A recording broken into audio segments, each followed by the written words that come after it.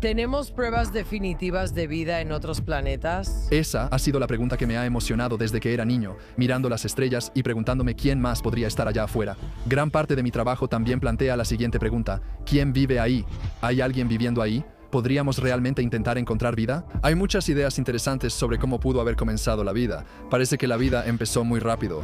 Pero lo que hay que tener cuidado con eso es que tomó 4.000 millones de años pasar de lo que fuera esa primera criatura hasta llegar a nosotros. Y si eso es lo típico, entonces a la Tierra no le queda mucho tiempo y eso es aterrador. El doctor David Keeping es profesor de astronomía y astrofísica en la Universidad de Columbia.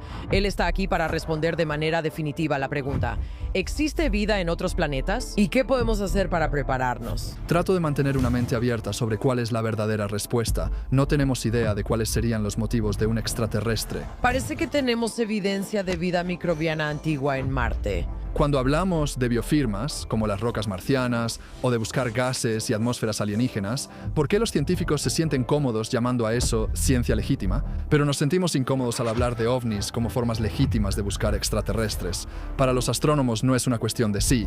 Seguramente hay alguien allá afuera, pero eso sí plantea la pregunta: ¿por qué tendrían algún interés en comunicarse con nosotros?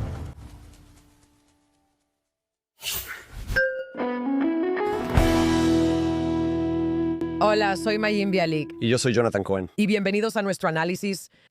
Hoy estamos muy honrados de presentar literalmente al tipo cuyo trabajo es buscar vida en otros planetas. Estamos hablando con el profesor David Keeping, y el doctor Keeping es profesor de astronomía y astrofísica en Columbia. Es el director del laboratorio Cool Worlds. También tiene un canal de YouTube con el mismo nombre, Cool Worlds, con más de 1 millón de suscriptores. Y el doctor Keeping está aquí para responder de manera definitiva a la pregunta: ¿existe vida en otros planetas? ¿Y qué podemos hacer para prepararnos para esa información? También habla sobre la evolución de la vida humana, cómo llegamos a este punto y cómo se verá la Tierra en 1.000 millones de años, que es solo un parpadeo en términos evolutivos. También van a hablar sobre agujeros negros, agujeros de gusano, el multiverso y universos bebé, todo eso y mucho más. Estamos encantadas de tener al doctor David Keeping con nosotras. Doctor Keeping, bienvenido al análisis. Break it down. Muchas gracias por invitarme. Es genial finalmente estar aquí. Nos encantaría que empezaras contándonos qué es lo que más te emociona de tu trabajo y qué significa eso para el universo en general. Esa es una gran pregunta. Es una pregunta muy amplia y es muy válida. Para ser honesto, hago muchas cosas que me emocionan. Mi trabajo principal es buscar planetas fuera del sistema solar e idealmente tratar de encontrar lunas alrededor de esos planetas también. A estos los llamamos exoplanetas. Me refiero a que son simplemente planetas fuera del sistema solar. Técnicamente podrías llamar a los planetas dentro del sistema solar endoplanetas, endo como adentro, pero nadie los llama así. Y luego a las lunas que están alrededor de esos planetas las llamamos exolunas. Así que hemos estado en este viaje durante los últimos 25 o 30 años, pasando de no tener absolutamente ninguna información sobre planetas fuera de nuestro sistema solar. Así que tal vez, ya sabes, por lo que sabíamos, podrían haber sido solo los 8 que tenemos en nuestro propio patio trasero, y tal vez eso era todo. Quiero decir, la gente realmente especulaba seriamente sobre eso. Ellos miraban otras estrellas y decían, ya sabes, podría haber algo especial acerca de nuestra propia estrella. Y ahora sabemos que cuando miras al cielo, en promedio, cada estrella tiene al menos un planeta a su alrededor, muchas veces más que eso. Así que nos ha dejado totalmente sorprendidos con la cantidad que hay allá afuera. Y además, la diversidad. Estamos descubriendo todos los días. Tomas una de las revistas de astronomía más recientes y ves lo que se está encontrando. Nos deja boquiabiertos una y otra vez. Estamos encontrando tantos planetas que están entre el tamaño de la Tierra y Neptuno, por ejemplo. Y simplemente no sabemos qué son. ¿Son versiones aumentadas de una tierra rocosa supertierras? ¿O son versiones reducidas de un gigante gaseoso, un enano gaseoso? Y todavía estamos completamente a oscuras, en realidad, sobre la naturaleza de esos. O tal vez podría haber algo completamente diferente, como un mundo acuático o algo así. Estas son las preguntas que emocionan mucho a muchos científicos de exoplanetas. Y luego, por supuesto, gran parte de mi trabajo también plantea la siguiente pregunta. Bueno, ¿quién vive ahí? ¿Hay alguien viviendo ahí? ¿podríamos realmente intentar encontrar vida? Y para mí, o sea, esa ha sido una pregunta que me ha emocionado desde que era niño, mirar las estrellas y preguntarme quién más podría estar allá afuera. Así que ya sabes, podríamos hablar de todas esas cosas, pero eso es un panorama general de todo lo que me emociona. Quiero decir, lo que quiero saber es si Kevin Costner está en ese mundo acuático, pero eso probablemente está fuera del alcance de esta conversación. Quiero decir, si el universo es infinito, entonces todo sucede en algún lugar, ¿verdad? Así que Kevin Costner está allá afuera en algún lugar. Me gusta imaginar a David llevando su lonchera al trabajo y diciendo, ¿encontré vida en otros planetas hoy? No, está bien, no fue el mejor día, sigamos intentándolo. A menudo así es el descubrimiento, un viaje. La ciencia suele ser así, de altibajos, así que hay una montaña rusa emocional en todo esto, pero en general creo que es un momento muy emocionante para estar vivo. De hecho, esto es algo que estaba platicando con mi hijo mayor, que tiene 20 años, porque estuvimos observando las estrellas la otra noche. Y le estaba contando esa historia de que ya sabes, nosotros los viejos, o sea, alguien que tiene más de 40 años, contamos eso. Ya sabes, memorizar los 9 planetas era mi principal tarea en cuanto a mi relación con la astronomía o el universo. Ese era mi trabajo de niña, ¿verdad? Y ahí fue más o menos donde las cosas se detuvieron para nosotras. No había internet para que pudiéramos buscar cosas. Nuestro conocimiento sobre el universo era increíblemente vasto e increíblemente limitado. Y en solo una generación tengo una hija que entiende con toda naturalidad que, hay billones y billones de estrellas y planetas y otras galaxias, y como que no estamos solas. Sabes, eso es algo normal, ¿verdad? Para que esta próxima generación lo experimente. ¿Puedes hablar un poco sobre ese puente? ¿Cuál dirías que es el avance más definitivo que hemos visto que nos permite pasar de decir que hay 9 planetas a que en realidad solo hay 8? Y además, hay mucho más además de eso. Ahora realmente podemos buscar biofirmas. Podemos buscar cómo se ve cuando otros planetas posiblemente tuvieron vida. ¿Cuál es ese puente? ¿Qué pasó en esta generación? Sí, ¿sabes qué? Creo que en realidad hay dos. Hay dos puentes.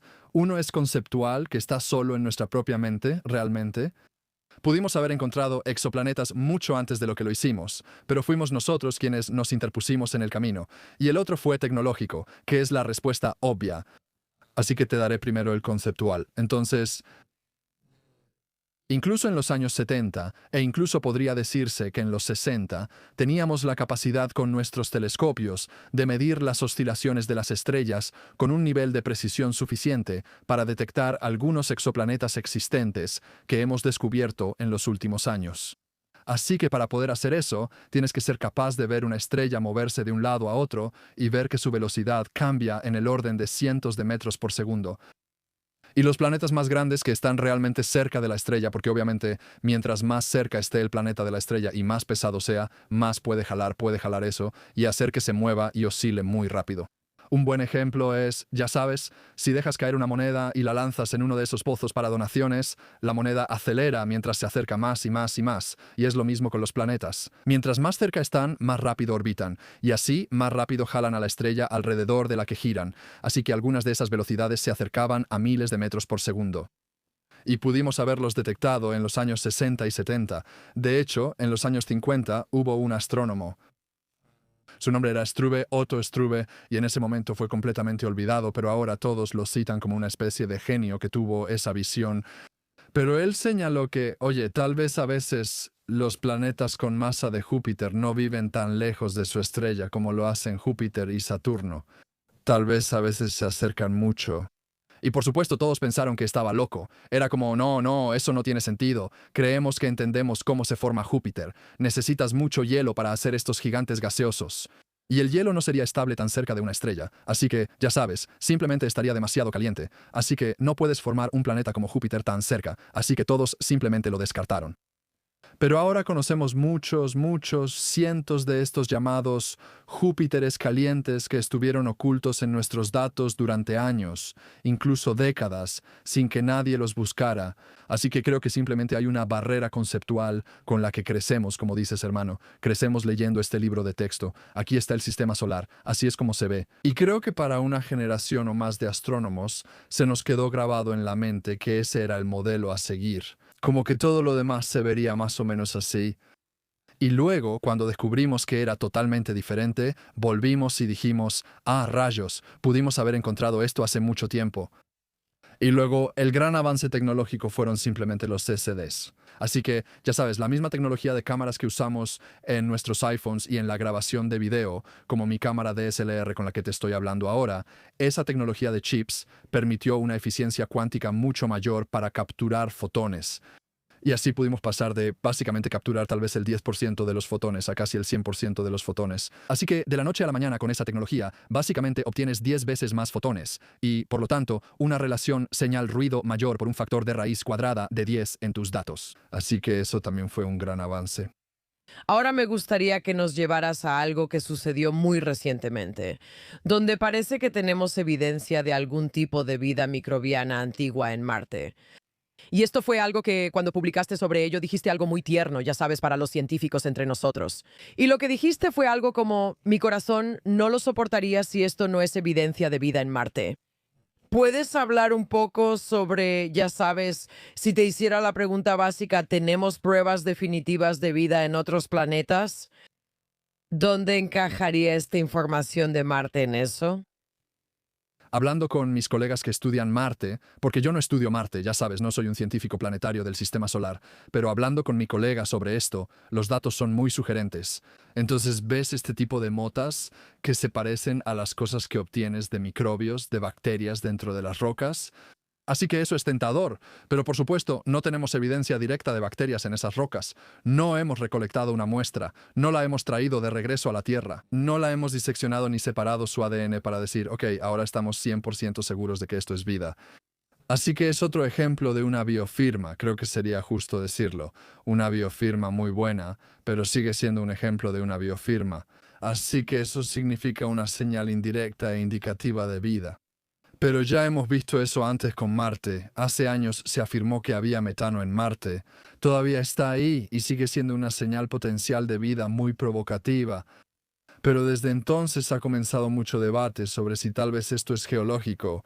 Quizá haya trampas de metano muy profundas, debajo de la corteza, de las que a veces se escapa metano. Y parece que es una actividad biológica estacional, pero en realidad podría ser simplemente algo geológico que está ocurriendo. A medida que la corteza se calienta, libera algo de este gas de manera estacional. También lo hemos visto y es muy famoso. Recuerdo cuando era niño, tienes que ser viejo para recordar esto. Bill Clinton estuvo en el jardín de la Casa Blanca hablando sobre este famoso meteorito llamado el meteorito de Allen Hills y tenía estos pequeños fósiles parecidos a gusanos. Y todos estaban muy emocionados. Parecía que esto sí era la prueba real de vida en una roca marciana. Pero sí, en realidad esto no fue recolectado directamente de Marte. Esta era una roca que fue expulsada de Marte, luego viajó a la Tierra, atravesó la atmósfera, aterrizó en la Antártida y alguien la recogió y la puso bajo un microscopio. Y ese meteorito sigue siendo muy tentador, pero en los años siguientes, otros laboratorios pudieron demostrar que se podía crear algo que se veía muy, muy parecido a esas pequeñas cosas en forma de gusano sin que hubiera biología involucrada. Simplemente al mezclar agua y los minerales que encuentras en Marte, a veces puedes obtener cosas que se ven así. Así que esa siempre es la historia y fue como un corazón roto. Esta es una historia recurrente que hemos tenido una y otra vez, donde vemos algo que se parece a algo que asociamos con la vida en la Tierra. Y luego pasan años a veces y los científicos hacen todas esas comprobaciones necesarias y descubren que hay otra manera de producir esa señal. Ahora, eso en sí mismo no prueba que no sea vida porque podría serlo. Solo porque puedas hacerlo sin vida significa que aún podría ser vida, pero proporciona una explicación racional alternativa que no requiere invocar a los extraterrestres. Y normalmente, como sabes, los científicos suelen inclinarse por la idea más simple, más básica y menos sensacionalista que se pueda sostener. Y por estas razones, ya sabes, Allen Hills, el metano marciano y, bueno, quién sabe qué pasará con este, pero ha habido una historia recurrente, así que solo tenemos que estar preparados para eso. Las lecciones de la historia nos enseñan que a menudo terminamos decepcionados.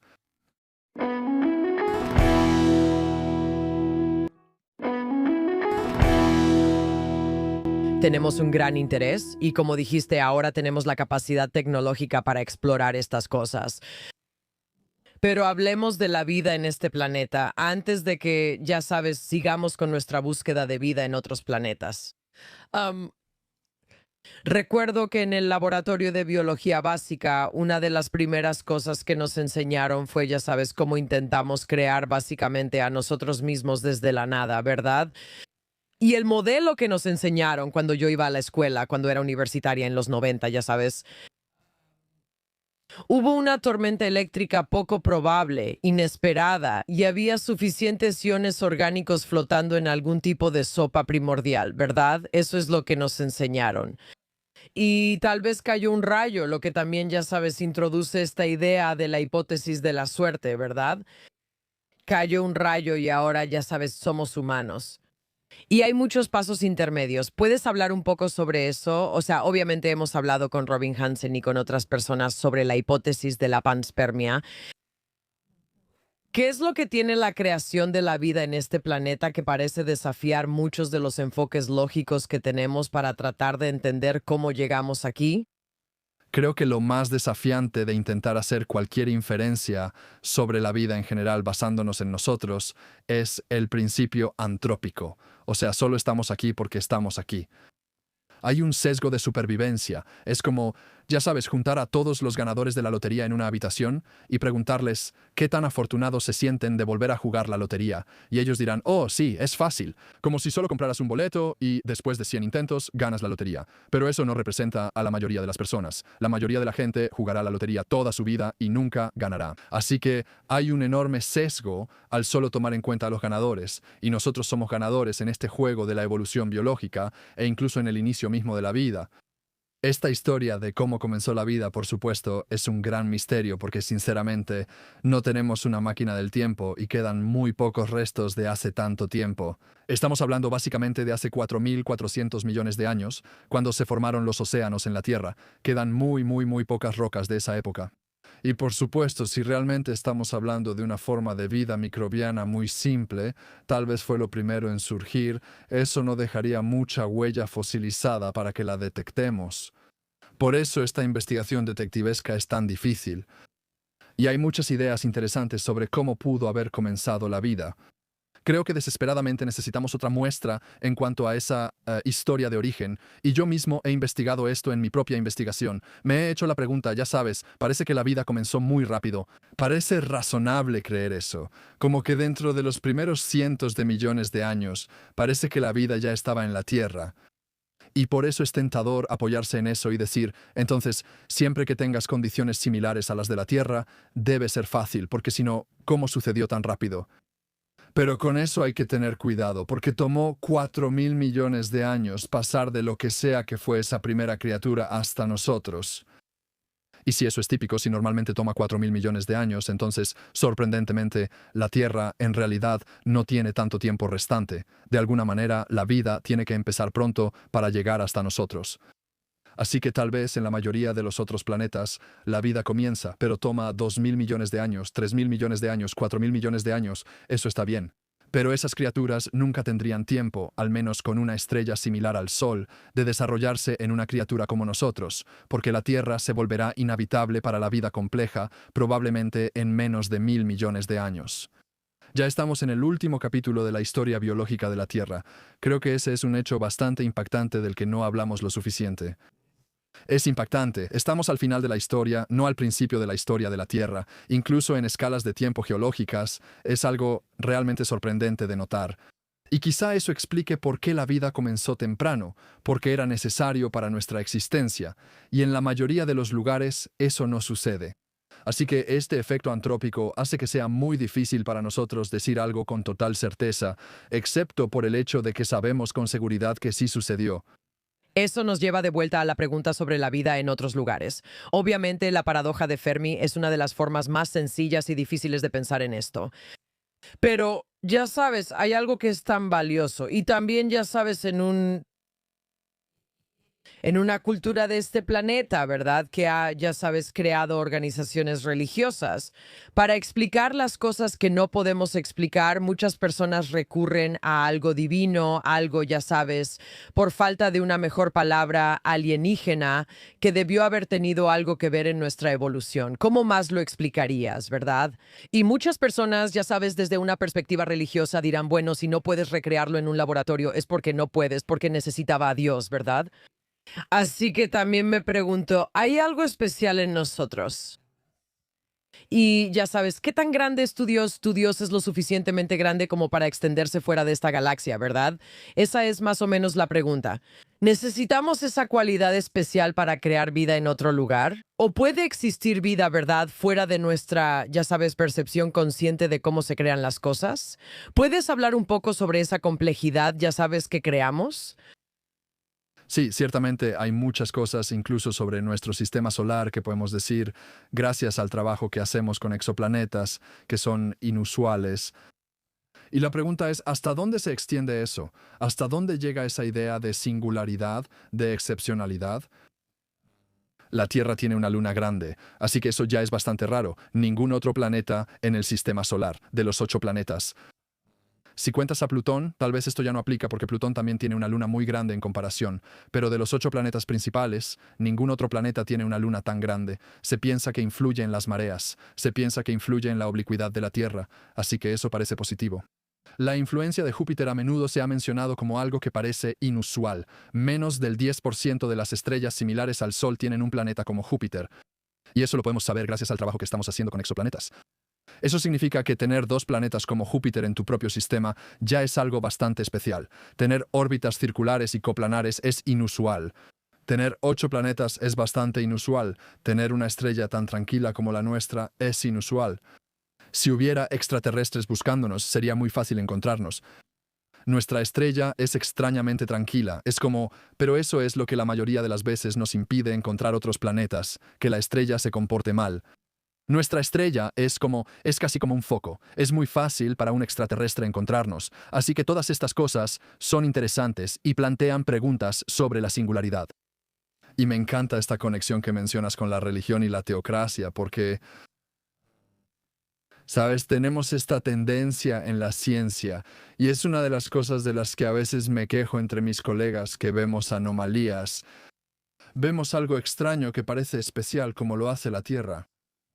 Tal vez es un asteroide interestelar, tal vez es una estrella que está haciendo algo extraño, y lo vemos y es una anomalía, y entonces nosotros como una zarza ardiente introducimos un milagro para explicarlo, que son los extraterrestres.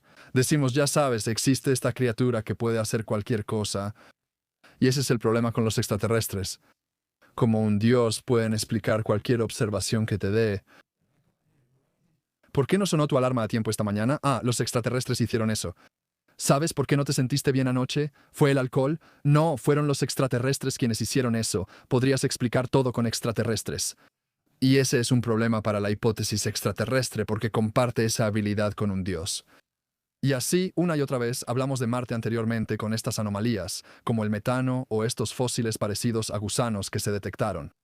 Pero todas esas son anomalías que después se pudieron explicar con otras explicaciones científicas racionales. Y ese ha sido un tema recurrente en la búsqueda de extraterrestres durante tanto tiempo. Ha habido más de una docena de afirmaciones en la ciencia sobre la existencia de alienígenas allá afuera. Y cada vez ha tomado algunos años, pero otras personas han llegado y han dicho, oye, creo que simplemente no entendemos lo suficiente la astrofísica. Aquí hay una manera en que puedes hacerlo. Así que esa es una debilidad un poco de la hipótesis alienígena de la que no hablamos lo suficiente, que simplemente es demasiado maleable como teoría. Pero es muy racional pensar que podría haber alguien allá afuera haciendo estas cosas. Es solo que es casi una pereza intelectual recurrir a eso porque puedes salirte con la tuya cuando mencionas a los alienígenas. Es como, los alienígenas hicieron eso y ya está, ya no tienes que pensar más. Esta idea de que las cosas con las que la religión nos ha permitido fantasear en nuestra cultura, de alguna manera las hemos reemplazado con alienígenas, con energía, ¿verdad? Con espiritualidad, ¿verdad? Como todas estas cosas que básicamente son como adivina qué. Si no puedes explicar algo, a veces solo significa que necesitamos más ciencia. Sabes, soy como una aficionada aquí, pero realmente estoy dividida entre, ya sabes, el hecho de que a diario me asusta que seamos seres conscientes. O sea, ya sabes, soy de esas personas que a lo largo del día tienen esos momentos de, oh Dios mío, existo y qué está pasando. Y ya sabes, cría un hijo hasta que se hizo adulto. ¿Cómo pasó eso? ¿Cómo es que estoy aquí? Así que paso mucho tiempo en ese estado. Pero cuando amplías eso y dices, ¿cómo es que estamos aquí? Y estamos en una roca que va a toda velocidad y que se mantiene en órbita por esta luna. ¿Qué? Así que cuando tomas eso para mí es suficiente. Yo me detuve en los 90. Eso era más que suficiente. Pero ahora estamos viviendo de nuevo en este mundo donde podemos decir, ¿por qué seríamos los únicos? ¿Qué nos haría pensar que seríamos los únicos seres inteligentes en este universo? ¿O por qué tengo que asumir que la vida es a base de carbono? Está aquí, pero el punto de algo que es incomprensible es que es incomprensible. Así que te lo pregunto, ya sabes, menos como una especialista en astrofísica o astronomía y más como un ser humano. ¿Qué te imaginas? O sea, ¿qué es lo que realmente imaginas que está pasando fuera de esta galaxia? Bueno, no lo sé. O sea, tengo ideas sobre lo que espero que sea verdad. Creo que todos tenemos como estos hechos o hechos en los que creemos, porque eso también siempre es debatible, lo que consideras que es un hecho, pero tenemos este conjunto de hechos y luego dentro de ese conjunto de hechos tratamos de construir ideas que encajen con toda la información que tenemos a la mano. Así que cuando veo la información que tengo a la mano es que, bueno, hemos estado buscando señales de extraterrestres con ondas de radio durante 70 años y no hemos visto nada. Pero está bien porque tal vez ellos no estén usando radio. Tal vez, ya sabes, esta sea una tecnología anticuada para ellos. ¿Quién sabe? Así que tal vez puedas excluir esa idea tan limitada. Probablemente no haya muchos extraterrestres allá afuera que estén gritando en la oscuridad con ondas de radio. De lo contrario, probablemente ya habríamos detectado algo para este momento. No están escuchando a Elvis Costello como ¿por qué estoy viva? ¿Por qué nadie me escucha? Mi vida es tan miserable.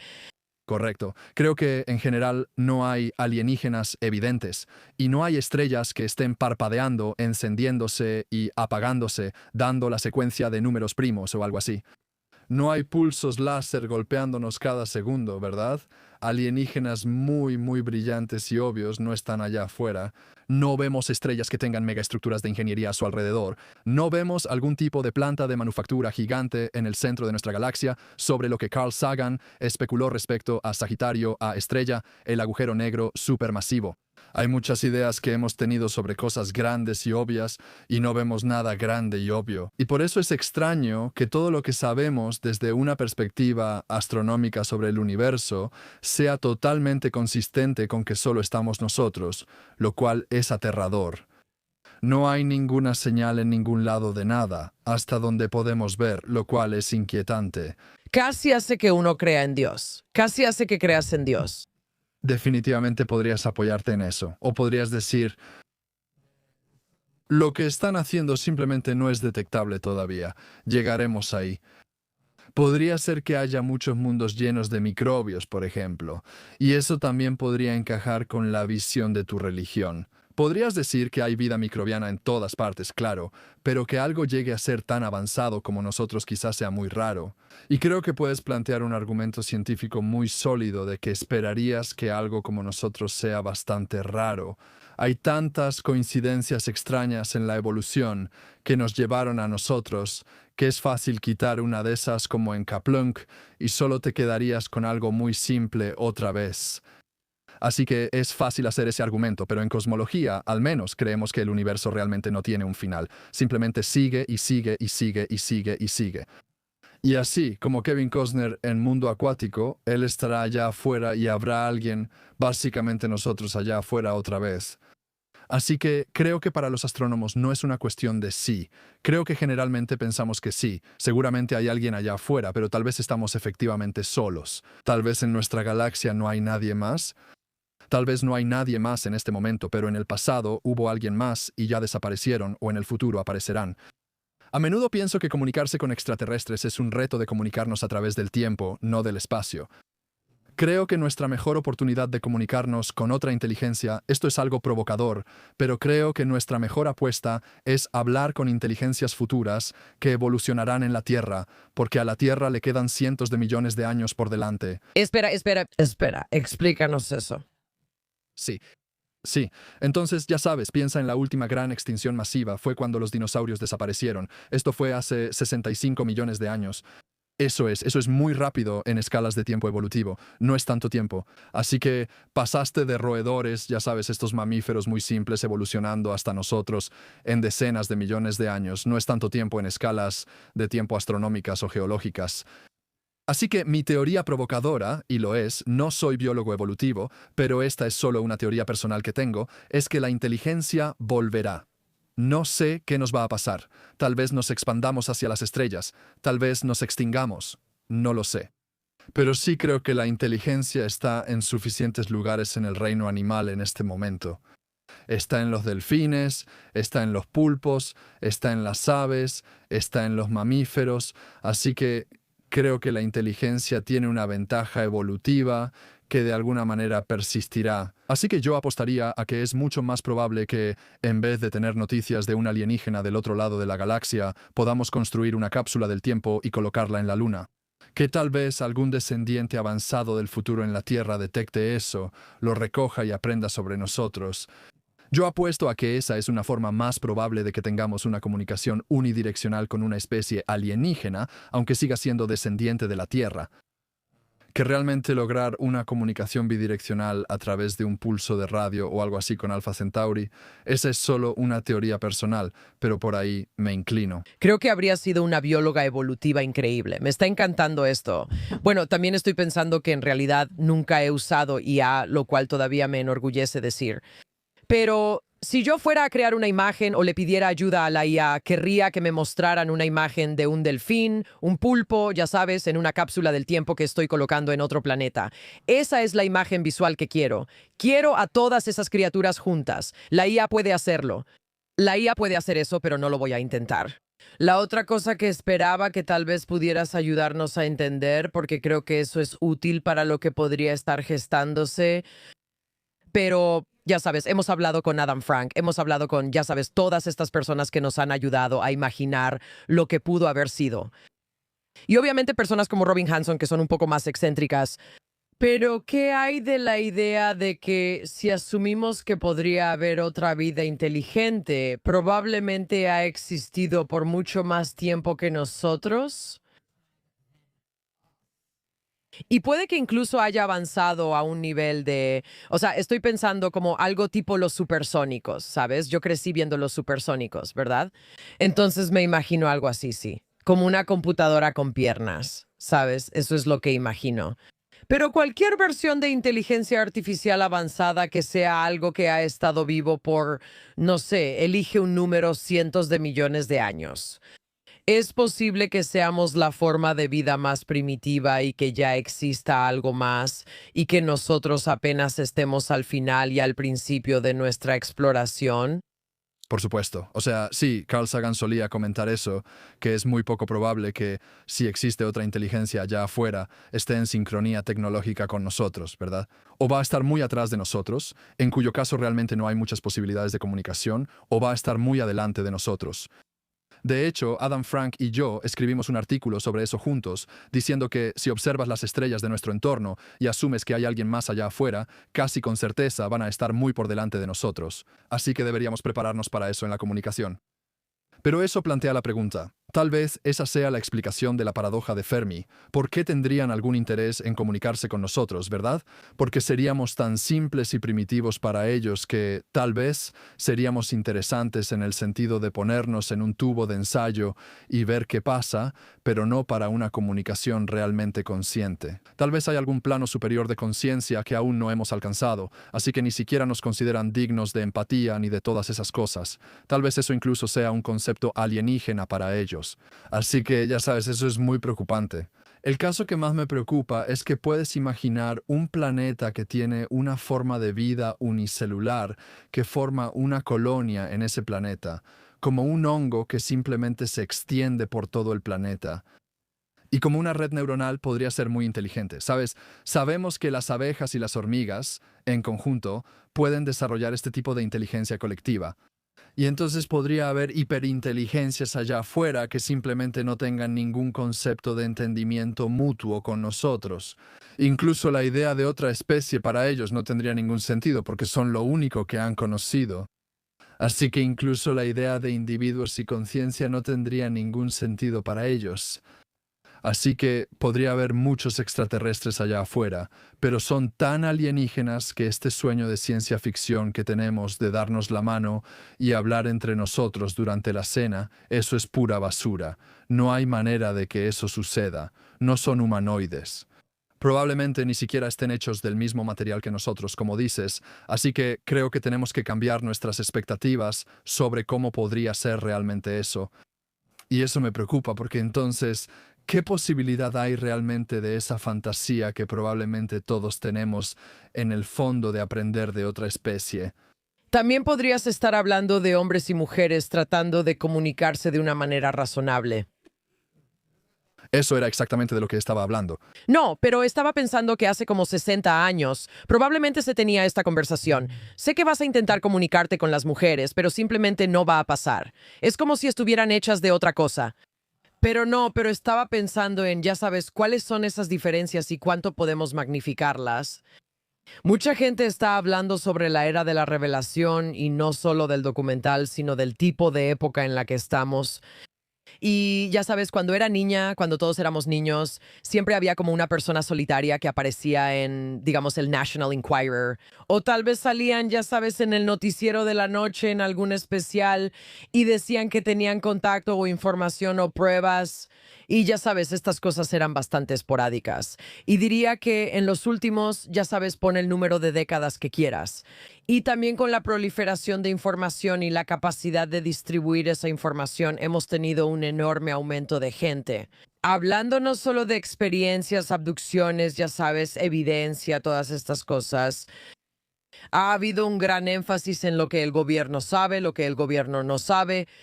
Sabes, en lo que a mí respecta, ya dejé de alarmarme cuando escucho que la CIA o el FBI han investigado algo. Aparentemente investigan todo como la tienda 7-Eleven local y también, ya sabes, las biofirmas. Así que no es tanto como, oh, el gobierno tiene un departamento. Pero lo que estamos aprendiendo es que hay redes más grandes, tanto de conspiraciones como también de verdades sobre cosas en las que nuestro gobierno ha invertido dinero de los impuestos para financiar y apoyar. Sabes, hemos hablado con la gran variedad de personas que te puedas imaginar que hablan sobre esto. ¿Cómo entiendes los elementos de esta era de revelación en la que estamos? ¿Qué está pasando realmente? ¿Qué podría estar pasando? ¿De qué deberíamos preocuparnos? ¿Y cómo afecta esto a la ciencia en sí? Sí, o sea, me preguntan esto todo el tiempo. Y lo que he estado pensando mucho con esta era creciente de historias de ovnis y la era de la revelación es cómo lo abordamos como científicos. Y creo que durante mucho tiempo el público se ha sentido frustrado con los científicos porque simplemente esquivamos la pregunta. Y decimos, bueno, eso es tonto, eso es ridículo, ¿sabes? Ni siquiera voy a hablar de eso y no creo que esa sea la manera correcta de abordarlo. Pero al mismo tiempo, creo que muchos científicos tienen como un sexto sentido de que algo no tiene sentido en esto. Quiero decir, como astrónomos, por ejemplo, es difícil encontrar personas que miren más al cielo que los astrónomos profesionales. Y aún así, ninguno de nosotros, muy pocos de nosotros, parece ver esto en comparación con la mayoría de la población. Entonces surge la pregunta, ¿por qué los profesionales capacitados ven ovnis con menos frecuencia que los miembros del público que no están entrenados para observar cosas? Así que eso ya podría levantar algunas señales de alerta, como ¿qué está pasando aquí? Pero no quiero descartarlo. Creo que hay, ya sabes, obviamente cuando ves estos videos y ves los videos del Pentágono y escuchas estos reportes de los operadores de radar y los pilotos, sabes, estas también son personas muy bien entrenadas, ¿verdad? Y entonces están viendo cosas en el espacio aéreo de Estados Unidos o justo frente a la costa de Estados Unidos que claramente indican que algo está pasando y es totalmente razonable. Y apoyo que el gobierno intente averiguar qué es eso porque, como mínimo, representa una posible amenaza para la defensa de Estados Unidos, ¿verdad? Si hay vehículos viajando por nuestro espacio aéreo sin que lo sepamos, probablemente deberíamos averiguar qué son, ya sean drones o alguna nave espacial alienígena. Seguramente queremos saber qué son. Así que definitivamente queremos investigarlo. Yo no sería uno de esos científicos que dicen, esto es tan ridículo, mejor cerremos el caso y olvidémoslo. Pero también he estado tratando de preguntarme por qué es que cuando hablamos de biofirmas como las rocas marcianas o buscar gases en atmósferas alienígenas, ¿verdad? Hacemos eso con exoplanetas. Buscamos gases que también sean señales de vida. ¿Por qué los científicos se sienten cómodos llamando a eso ciencia legítima? Pero nos sentimos incómodos al hablar de los ovnis como formas legítimas de buscar extraterrestres. No es como si, de repente, en cuanto cruzas la atmósfera de la Tierra, algo deja de ser ciencia. Eso no tiene ningún sentido. No existe un límite así. Y para mí, he estado pensando mucho en esto. Creo que se reduce a que hay una pequeña explicación técnica, pero creo que todo se trata de saber con qué frecuencia te equivocas y con qué frecuencia tienes razón. Lo que en la ciencia llamaríamos la tasa de verdaderos positivos y la tasa de falsos positivos. Y en cualquier experimento tienes que conocer esos dos números. Si voy a buscar vida en las atmósferas de exoplanetas usando cualquier método que quiera, necesito saber con qué frecuencia espero que este método tenga éxito si todos esos planetas tuvieran vida. ¿Es 50%? ¿Es 100%? ¿O es 1%? Esa es la tasa de verdaderos positivos. ¿Con qué frecuencia vas a acertar asumiendo que la vida está ahí? Y también tienes que saber con qué frecuencia vas a equivocarte. Por ejemplo, asumiendo que ninguno de los planetas tiene vida, ¿con qué frecuencia te equivocarías y afirmarías erróneamente que encontraste vida? Tienes que conocer esos dos números. Y creo que el problema con estos reportes que he visto, al menos, es que no se me ocurre ninguna manera de medir esos dos números, y por lo tanto, ni siquiera puedo incorporar los ovnis en el marco de la ciencia. Ni siquiera sé si es compatible con la ciencia sin esos dos números. Porque tendrías que saber, por ejemplo, con los pilotos, poner a los pilotos en un espacio aéreo donde supieras con certeza que no hay extraterrestres y preguntar con qué frecuencia afirman erróneamente que hay extraterrestres.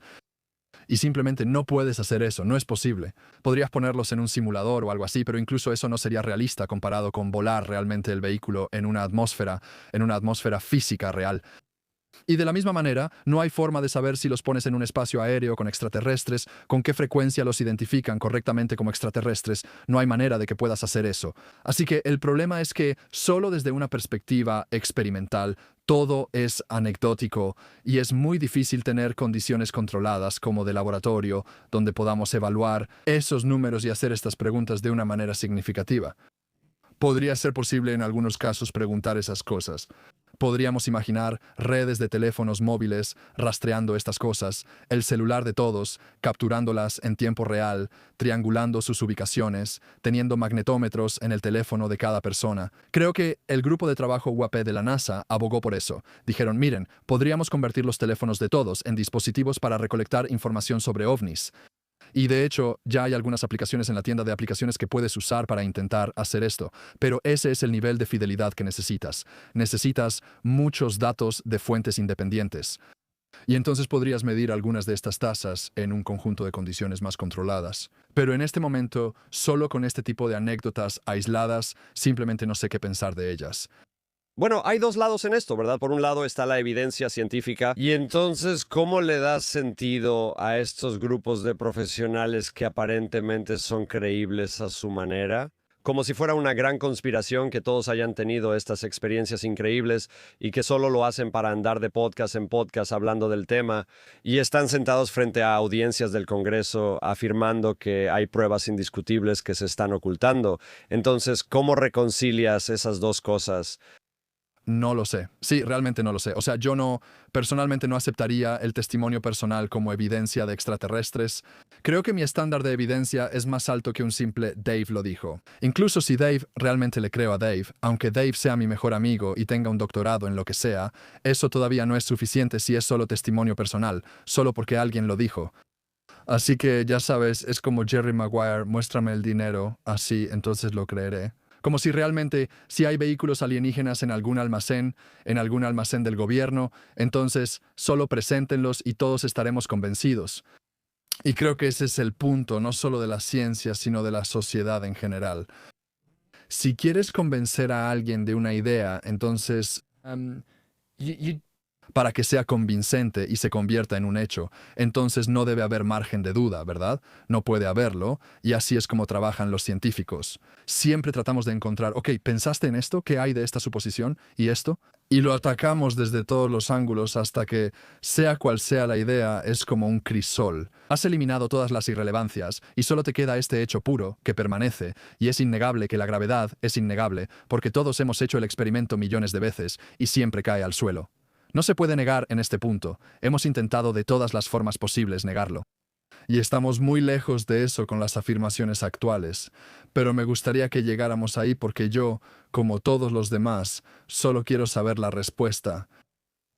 Pero en cuanto a lo que está pasando personalmente con estas personas, no tengo idea. Creo que probablemente necesitas un psicólogo para averiguarlo, no un astrónomo. Pero también es posible que todos tengan razón y que sí esté pasando algo. Y simplemente por alguna razón, la evidencia está siendo constantemente ocultada a los científicos. Y sin embargo, paradójicamente, todos estos científicos de SETI y astrónomos que hacen todo este trabajo, por alguna razón, nunca vemos un ovni. Ahora, datos de telescopio, lo cual me resulta difícil de entender, pero podrías imaginarte algunas situaciones forzadas donde eso sea cierto. Me llama la atención, ya sabes, tanto la pregunta de Jonathan como la explicación que tienes. Quiero decir, creo que no se me había ocurrido que habría formas en las que realmente podríamos intentar rastrear estas cosas de manera legítima. O sea, cuando dijiste eso sobre los teléfonos y el tiempo real, tiene mucho sentido. Nunca se me había ocurrido. Pero creo que ese es el punto donde podemos conectar las conversaciones de las personas que dicen, las cosas que estoy experimentando y observando no se pueden medir. Y o tienes fe o no la tienes, ¿verdad? Pero en realidad así no funciona la ciencia. Y si quieres creer en ángeles y hadas, está totalmente bien. Pero si vamos a intentar tener una conversación sobre cómo llevamos eso a una conversación más amplia, tiene que tener cierto rigor, tiene que tener datos, tiene que permitirnos hacer análisis estadísticos de eso. Eso es simplemente cierto. Y me recuerda, o sea, te hicimos bióloga evolutiva, tal vez hoy te hagamos terapeuta. Sabes, me recuerda a muchas de las cosas en las que la gente, digamos, quiere profundizar respecto a la percepción extrasensorial. Sabes, la capacidad de comunicarse telepáticamente, ya sabes, todas estas cosas que están un poco fuera de los límites de lo que la ciencia puede articular. Sabes, solo tengo curiosidad sobre cuáles podrían ser esos otros, ya sabes, puntos de conexión. Para que podamos decir que esto puede existir como una experiencia independiente, pero eso no es lo mismo que poder entenderlo desde una perspectiva global, humana y científicamente rigurosa. Sí, o sea, siempre me gusta recordarle eso a la gente sobre los sesgos humanos. Y esta es una de esas situaciones muy difíciles donde muchos de nosotros tenemos sesgos muy fuertes. La mayoría de las personas, creo, tienden a preferir la idea de que haya una especie alienígena allá afuera, pero muchas personas también sienten lo contrario. Pero hay, ya sabes, hay una visión polarizante sobre lo que quieren que sea verdad. Y lo hemos visto una y otra vez en la ciencia. Quiero decir, puedo pensar en una de las primeras afirmaciones sobre vida extraterrestre. Fue en la portada del New York Times en 1908 o 1906, tal vez fue. Y decía, fue el New York Times el que dijo, hay vida en Marte. Ese era el titular. No hay vuelta de hoja con ese titular. Es una declaración de hecho inequívoca. Hay vida en Marte porque este astrónomo de aquella época, ya sabes, hace más de 100 años, Percival Lowell, estaba mirando a través de un telescopio y vio líneas en Marte. Y él pensó que esas líneas eran canales. Y ahora miramos atrás y decimos, eso es ridículo. ¿Por qué los extraterrestres construirían canales? Esa es una tecnología anticuada, pero en ese momento era una tecnología que estaba surgiendo. Y él estaba rodeado de canales porque el canal de Erie acababa de construirse. Así que para él tenía sentido que eso fuera lo que haría una especie avanzada. Pero por supuesto, esta es la idea del extraterrestre. El extraterrestre podría ser tan diferente que eso sería simplemente risible. La idea de vehículos voladores viajando por el espacio podría ser una broma para una civilización muy avanzada. ¿Por qué harían algo así cuando podrías aprender todo con un telescopio de sondeo de neutrones desde el otro lado del universo? ¿Por qué siquiera necesitarías visitarlos? Tenemos que abrir un poco la mente sobre lo avanzados que realmente podrían ser. Y por supuesto, él estaba equivocado. Sabes, Percival Lowell estaba equivocado, pero simplemente no sabía lo que no sabía. Y lo que él no sabía era que estos efectos psicológicos se llama reconfiguración Gestalt, donde si ves como tres puntos en fila, tiendes a conectar una línea entre ellos. Y su cerebro simplemente llenó los espacios vacíos. Y eso simplemente no se entendía en ese momento como un efecto. Y así, una y otra vez, es sobre las cosas que aún no conocemos. E incluso en nuestra propia atmósfera hay cosas que no conocemos. Durante el grupo de trabajo de la NASA sobre WAPE, dirigido por Dave Sperger, quien es astrónomo, hablaron sobre este efecto de relámpago invertido. Creo que se llama medusa o relámpago rojo, y se dispara hacia arriba y solo ocurre en la parte más alta de la atmósfera, y los pilotos lo han estado reportando durante años. Los pilotos comerciales han estado diciendo que hay este relámpago extraño, pero nunca se había grabado. Nadie había tenido una cámara lo suficientemente rápida para capturar este relámpago rojo invertido. Y luego, una vez que las cámaras fueron lo suficientemente rápidas, finalmente probaron que era real. Pero nadie pensó que era real hasta que se logró. Así que eso es tanto un caso de que tal vez los extraterrestres sean reales porque aún no tenemos la calidad de cámaras necesaria, pero también es un caso de que hay fenómenos naturales en nuestra propia atmósfera que todavía estamos aprendiendo y que no entendemos. Así que tenemos que ser humildes y admitir que incluso nuestra comprensión de nuestra propia atmósfera probablemente avanzará mucho más en el próximo siglo. Y puede que haya cosas sucediendo que simplemente no entendemos, pero que llegaremos a entender porque así es como funciona la ciencia. O podría ser que sean extraterrestres, pero sí creo que deberíamos ser un poco humildes porque una y otra vez a lo largo de la historia nos hemos emocionado demasiado porque queremos que sea cierto, queremos que sean extraterrestres. Y muy a menudo, al menos hasta ahora en la historia, no ha sido así. Ha sido simplemente una falta de comprensión de lo que está sucediendo actualmente. Quiero decir, también podrías plantear ese mismo argumento sobre, ya sabes, todo lo que le hemos atribuido a Dios, todo lo que de nuevo estamos atribuyendo a campos energéticos que simplemente aún no podemos medir. ¿Podrías atribuirlo a la telepatía o a lo que parece ser comunicación telepática? Sabes, Jonathan y yo, ya sabes, sentimos fascinación por cosas que antes la gente creía que no existían y que sí existen, ¿verdad? Así que ya sabes, cuando descubrimos que, la fascia realmente existe en tu cuerpo y es realmente importante. Y liberar, ya sabes, el dolor de, digamos, un accidente traumático en tu hombro, en realidad puede sentirse en todo tu cuerpo y causar cambios. Eso revolucionó, ya sabes, el mundo de las terapias corporales por completo. También cambió, ya sabes, a los médicos que antes decían que nada de lo que pensabas en tu cabeza tenía algún impacto fisiológico, lo cual ahora suena bastante tonto. Así que estamos, ya sabes, estamos fascinadas de que puedas captar ondas de radio a través de un empaste en tu diente. Pero antes de que nos diéramos cuenta de que eso era lo que estaba pasando, había personas que decían, estoy escuchando voces en mi cabeza. Y ya sabes, eso es algo que sucede. Y además, solo para echarle un poco más la culpa al gobierno, el gobierno ha hecho experimentos muy turbios y retorcidos con personas y les ha hecho creer que no tienen nada implantado en la cabeza. Y estas personas, ya sabes, han llegado a hospitales de veteranos diciendo que les implantaron algo en la cabeza y les dan toracina, y esperamos no volver a saber de ellas nunca más. Y luego sale a la luz que el gobierno, de hecho, sí estaba haciendo investigaciones psicológicas y a veces implanta cosas en los cerebros de las personas, ¿verdad? Así que creo que también está esta idea de que los extraterrestres son como la siguiente explicación a la que recurrimos, ¿verdad? Es la siguiente opción a la que recurrimos cuando pensamos, no puedo explicar esto y quizá todavía no se puede medir. Pero me encanta esta idea de que esto es lo que nos hace humanos. Así es como funciona la evolución. Así es como creamos cosas. Así es como creamos los entornos con los que seguimos investigando para poder descubrir más. Y puede que no descubramos, por ejemplo, cuando estudiamos la telepatía, que las personas se están comunicando telepáticamente en un plano diferente de conciencia al que se puede acceder, ya sabes, a través de su corazón. Pero podemos aprender otras cosas al respecto, sobre la comunicación humana, la comunicación no verbal y muchas otras cosas que se sumarán, ya sabes, a ese caldo que es nuestro conocimiento científico. Sí, o sea, como los árboles comunicándose a través de la red de hongos. Eso es un ejemplo. Al principio suena loco cuando lo escuchas por primera vez. Pero un ejemplo que se me viene a la mente en mi campo es el de los meteoritos, de hecho. Como la idea en el siglo XVIII de que las rocas caían, llovían del cielo, es algo tan extraño. Es como si los cerdos volaran y nadie lo creía. Es como, vamos, ¿cómo podría una roca caer del cielo a tu patio trasero? Eso no tiene ningún sentido. Así es. Y luego, por supuesto, ahora lo aceptamos como un hecho común, porque en el norte de Francia, creo que fue cerca de Normandía, hubo como miles de ellos en una sola lluvia de meteoritos. Y fue justo en ese momento cuando ya no se podía escapar de la conclusión. Eran un montón de campesinos y todos decían, esos campesinos locos son tan tontos. Literalmente eso era lo que la gente decía. Exacto.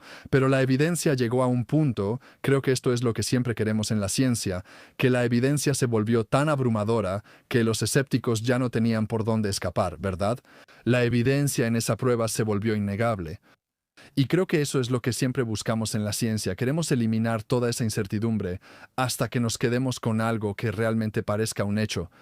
Y espero que lleguemos a eso con esto. Creo que dentro de 50 años tal vez miremos atrás y digamos, está bien, eso es lo que eran todos los ovnis. O eran extraterrestres, o tal vez era otra cosa.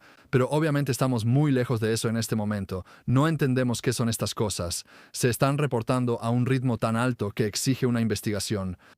Pero la evidencia está en un nivel como para que yo diga que eso significa extraterrestres. No, no lo está, pero estoy abierto a la idea. Y creo que la lección de la historia, una y otra vez, es que a menudo estamos equivocados.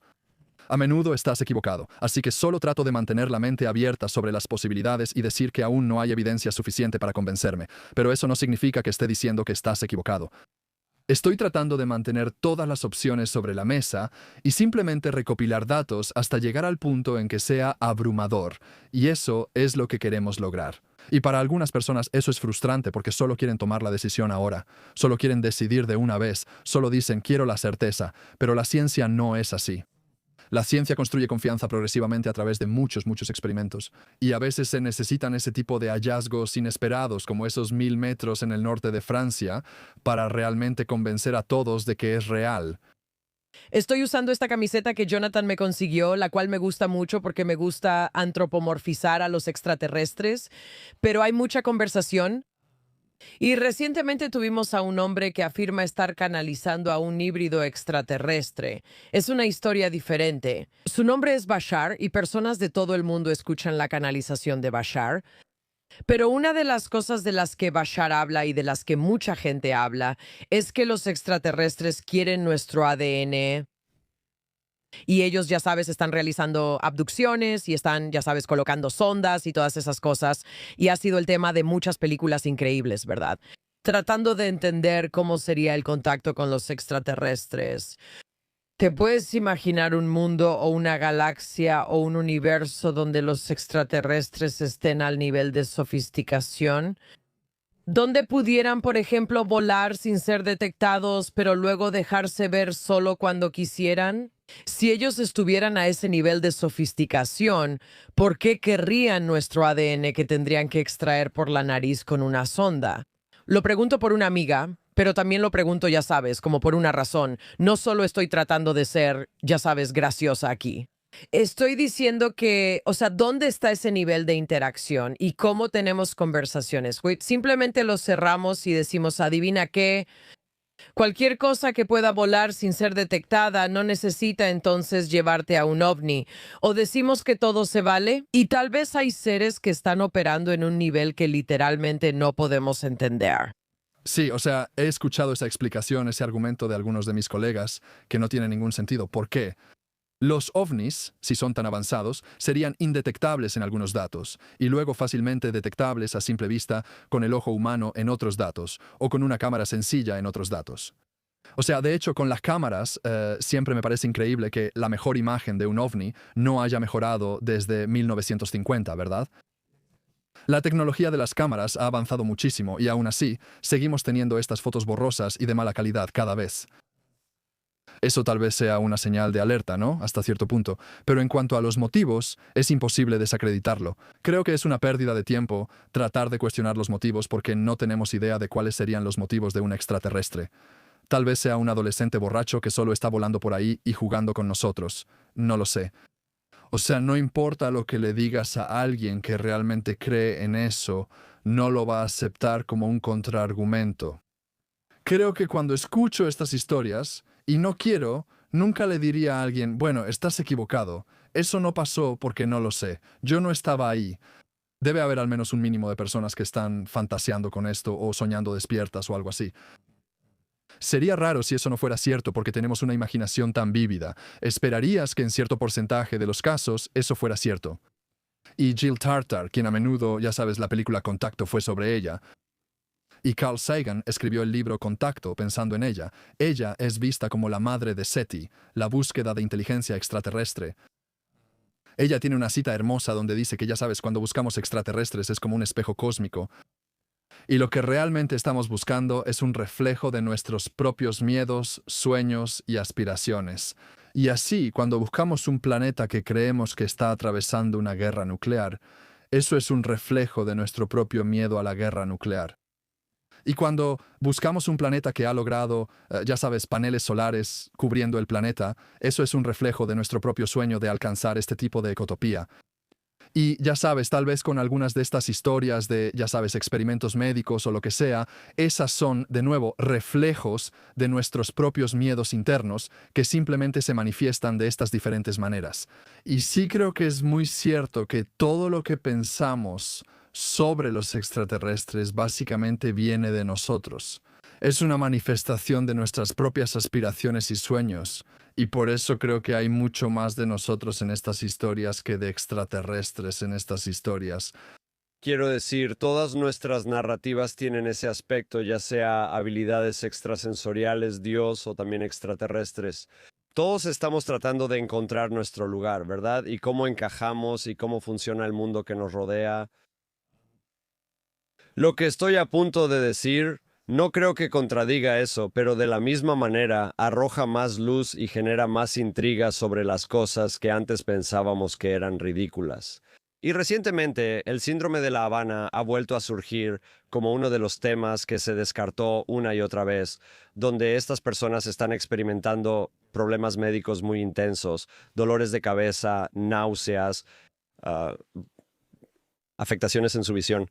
Y fue totalmente descartado, como si estuvieran absolutamente locos. Y ahora el programa 60 Minutes, tras 9 años de investigación, ha estado publicando episodios sobre el hecho de que existen algunas armas locas, previamente desconocidas, que pueden disparar longitudes de onda que afectan a las personas de una manera que nunca hubiéramos imaginado.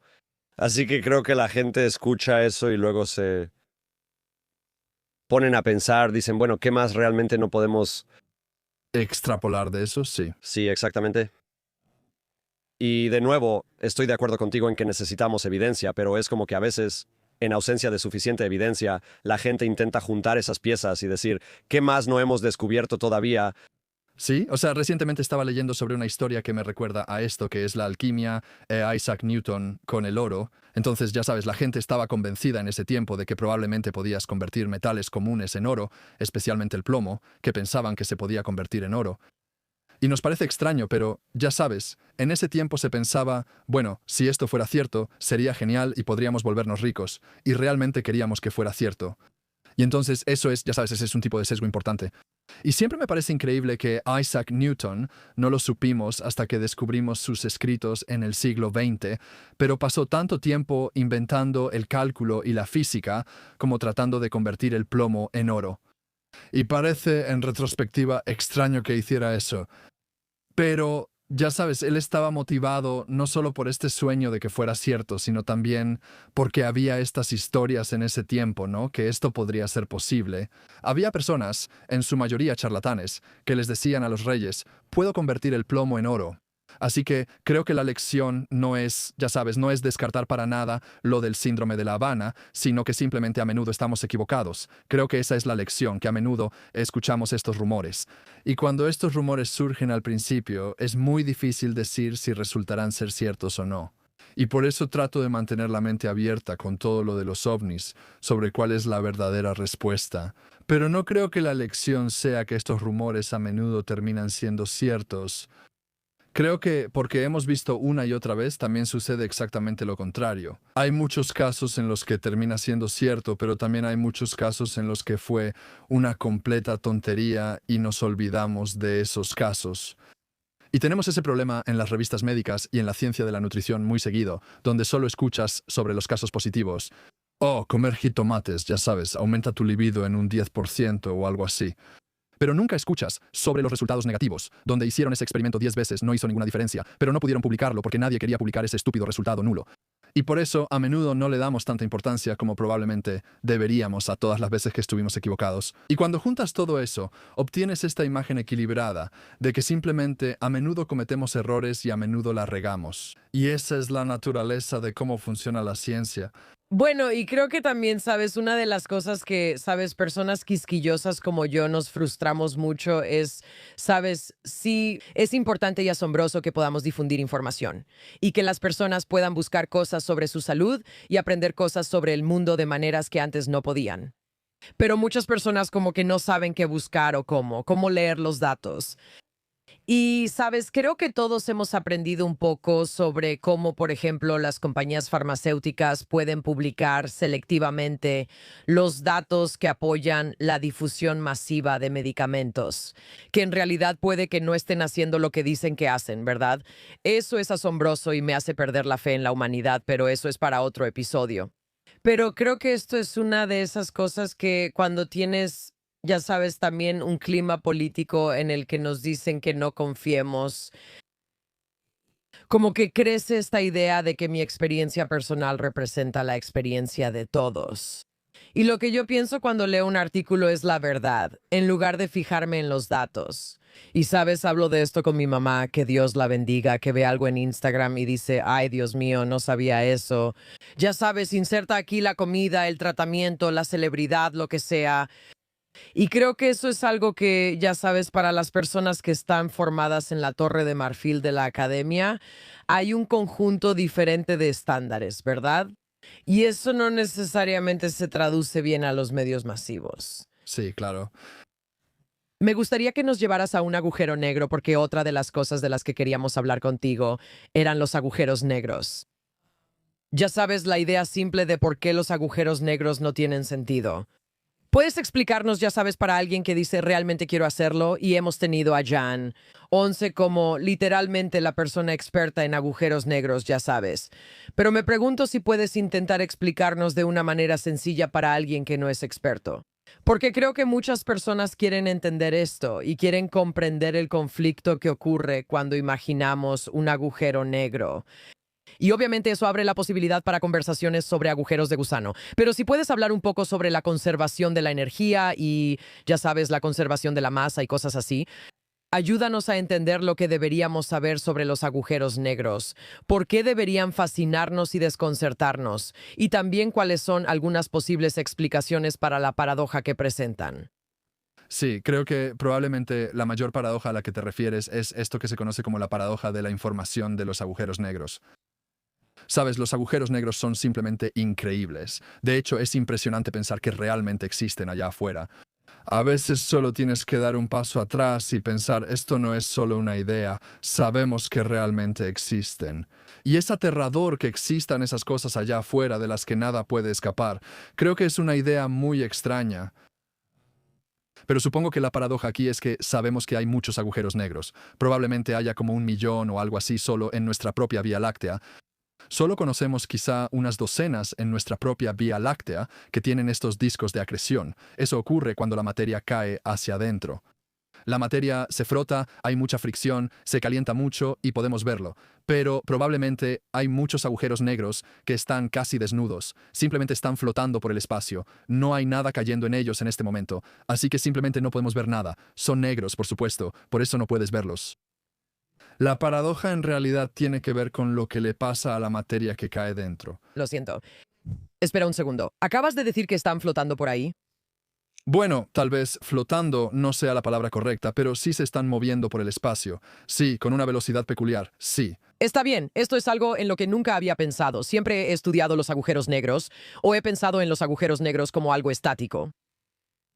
Pero tienen la capacidad de moverse. Esto es algo nuevo para mí. Bueno, no es como si fuera por su propio poder, quizá. Claro. Todo en el sistema solar, todo en la galaxia se está moviendo. Entonces, quiero decir, el sistema solar está orbitando alrededor del centro de la galaxia y tiene una órbita bastante circular, pero hay algunos objetos que están orbitando en órbitas muy elípticas y no son estables. Se desplazarán. Tuvimos un asteroide interestelar, 3 de ellos pasaron por el sistema solar hace poco. Así que las cosas pueden chocar entre sí, pueden atravesar sistemas solares. Es un lugar desordenado y muy activo allá afuera. Está bien. Entiendo. Es solo que cambia un poco el cálculo que hago sobre ellos al imaginarlos como un receptáculo para potencialmente todo lo que nunca regresa. Y no sabemos qué está pasando ahí dentro, pero también se mueve porque entonces plantea la pregunta como ¿en qué vector se están moviendo las cosas si es que de todos modos está bien, sigue?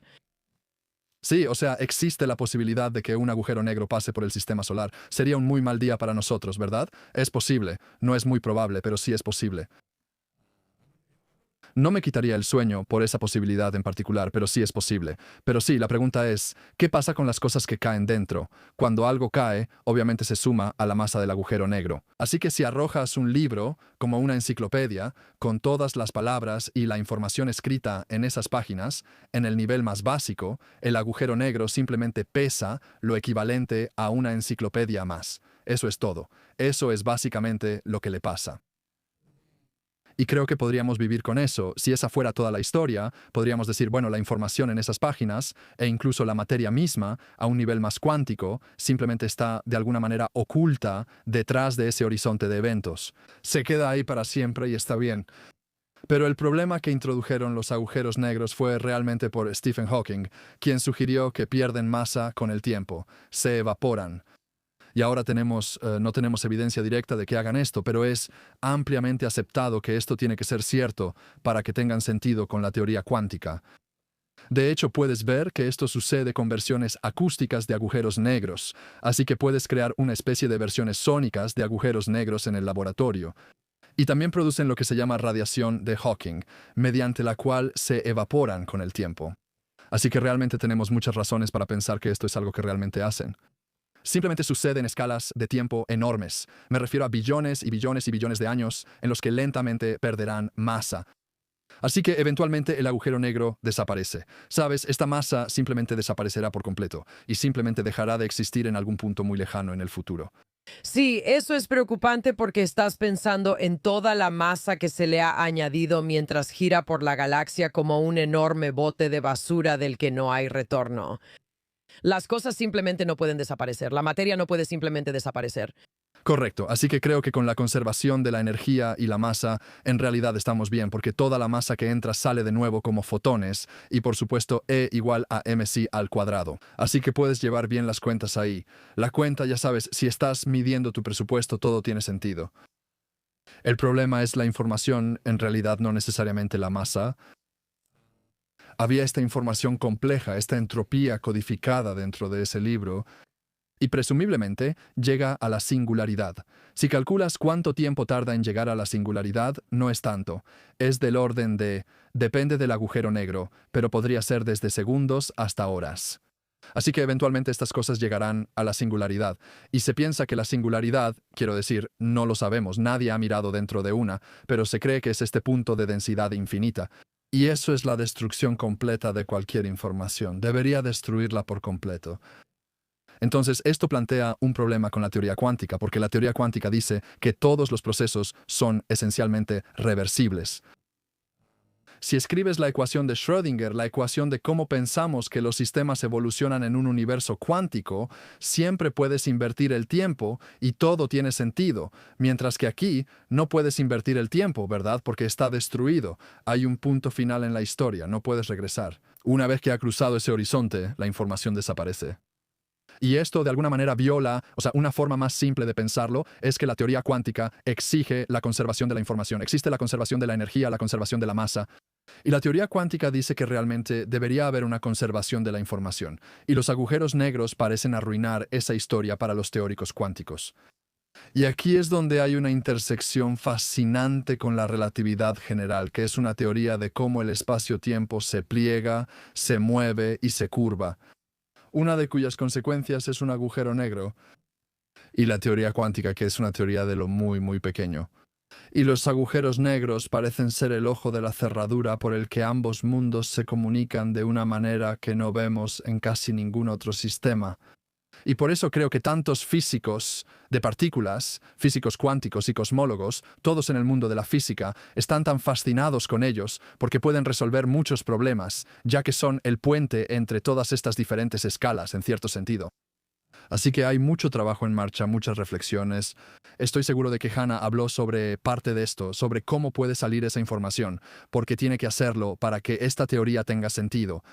¿Qué hay de este concepto de agujeros de gusano? Obviamente, esto es algo real que se ha expandido en la cultura popular para incluir conversaciones sobre anomalías, como en los programas de ciencia ficción o incluso sobre el multiverso. ¿Puedes hablar un poco sobre los agujeros de gusano y cómo eso lleva a estas otras conversaciones? Oh, sí. De hecho, mi último video en Cool Worlds fue completamente sobre los agujeros de gusano, así que es muy oportuno porque pasé mucho tiempo investigando los agujeros de gusano para preparar ese video. Al principio, la gente pensaba que los agujeros negros podían estar conectados con los agujeros de gusano en cierto sentido. Y Einstein, de hecho, escribió sobre eso con esta idea llamada el puente de Einstein-Rosen. Pero la versión que él imaginó no era un agujero de gusano que un ser humano o incluso una partícula pudiera atravesar. Era un corte a través del espacio, pero las partículas siempre tienen que avanzar hacia adelante en el tiempo.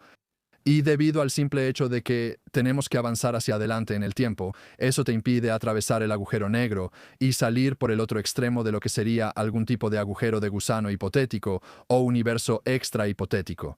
Así que si ves las matemáticas, puedes como reflejar las matemáticas y predecir, oh, debería haber otro universo, debería estar el inverso del agujero negro, el agujero blanco, del otro lado. Y en principio, si pudieras viajar a velocidad infinita, podrías de alguna manera abrirte camino a través de eso. Pero en la física real no parece posible. Entonces, Kip Thorne, quien por supuesto es famoso por Interestelar, porque fue el asesor científico en la película Interestelar, en realidad fue motivado por Carl Sagan para empezar a pensar en esto. Y Carl Sagan, cuando estaba escribiendo Contacto, que ya hemos mencionado, le preguntaba a Kip Thorne, ya sabes, ¿hay alguna manera? Sé que el puente de Einstein-Rosen no funciona, pero ¿podrías imaginar una manera de hacer que esto funcione? Así que él y Morrison Thorne se juntaron y crearon un agujero de gusano realmente transitable, realmente funcionó. Y de alguna manera lo hicieron al revés. Dijeron, bueno, aquí hay un agujero de gusano. Vamos a resolver las ecuaciones para averiguar cómo debe ser la masa para crearlo. Y la solución que encontraron funciona, pero requiere esa cosa extraña llamada energía negativa. Y ahí es donde todos se quedaron pensando y dijeron, bueno, ¿cómo harías eso? Hay algunos ejemplos de energía negativa que conocemos, como el efecto Casimir, por ejemplo, en la física, pero esto sería una cantidad enorme de ella. Me refiero a que estamos hablando de masas como las de Júpiter de energía negativa, concentradas en un solo lugar, pero tal vez una civilización avanzada podría lograrlo. Y además, creo que la gente suele detenerse ahí y dicen que ese es el gran problema. Necesitas energía negativa. Pero también necesitas básicamente tomar dos regiones del espacio-tiempo y unirlas con la energía negativa. Esa es en realidad la parte más difícil. No es tener la energía negativa en un solo lugar. Es entonces, de alguna manera, como un dios, tomar el espacio-tiempo en dos lugares separados y de alguna forma juntarlos y pegarlos con la energía negativa. Esa es la parte de la que la gente no habla lo suficiente como de un gran problema. O sea, ¿cómo demonios se supone que vas a hacer eso? Porque vivimos en el espacio-tiempo. Así que casi tendrías que estar fuera del espacio-tiempo para crear el agujero de gusano en primer lugar. Es como el problema del huevo y la gallina. Así que, ya sabes, esa sigue siendo una de nuestras descripciones matemáticas más logradas de cómo podría ser un agujero de gusano, en cierto sentido, para que los seres humanos puedan atravesarlo. Pero recientemente ha habido mucho trabajo investigando los agujeros de gusano microscópicos que podrían surgir de forma natural dentro de estos agujeros negros, especialmente los agujeros negros cargados. Si les pones un poco de carga, se piensa que los agujeros de gusano microscópicos a escala de Planck, son inevitables dentro de los agujeros negros. Y eso podría ser una forma de explicar esta paradoja de la información de la que hablamos, porque tal vez la información sale a través de estos agujeros de gusano microscópicos y de alguna manera regresa al universo.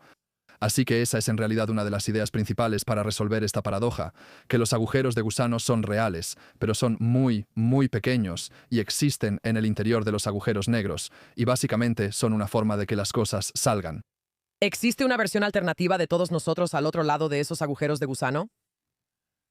Quiero decir, posiblemente. Sí, depende de qué tipo sean. Para estos microscópicos, realmente existen en un tipo de espacio-tiempo regular, por así decirlo. No tienes que hacer nada demasiado exótico. Pero ciertamente, para el puente original de Einstein-Rosen, o incluso hasta cierto punto, lo que Kip Thorne tenía en mente, no es obvio qué es ese otro universo. ¿Es solo una parte lejana de nuestro universo? ¿Es un universo completamente separado?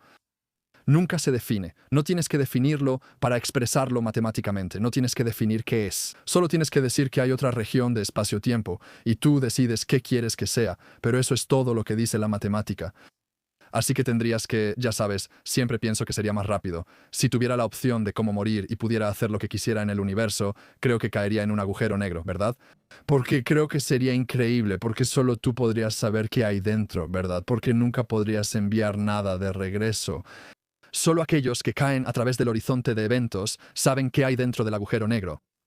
Y en principio podrías sobrevivir quizá unas horas en algunos de los agujeros negros grandes y no serías destrozado de inmediato. Podrías atravesar el horizonte de eventos como Cooper nos mostró en Interstellar y ver cómo es. Y eso sería increíble. Porque de otra manera no hay forma de saberlo hasta que alguien lo haga. Me quedé con la parte de que no te destrozarán de inmediato.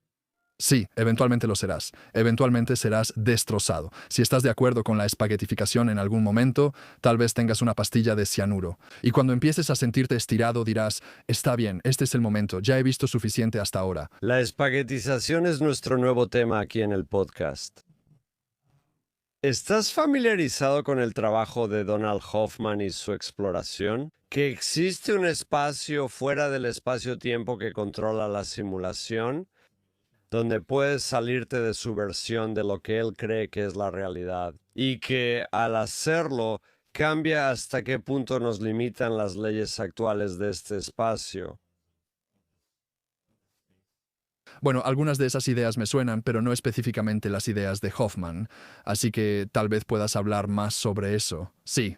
No sé si puedo resumirlo correctamente, sinceramente, pero básicamente ya sabes, su versión, su creencia de que esto es una simulación, pero no en el sentido de no estamos viviendo en un videojuego, pero que el mundo está simulado y nuestro cerebro está construyendo la realidad a nuestro alrededor.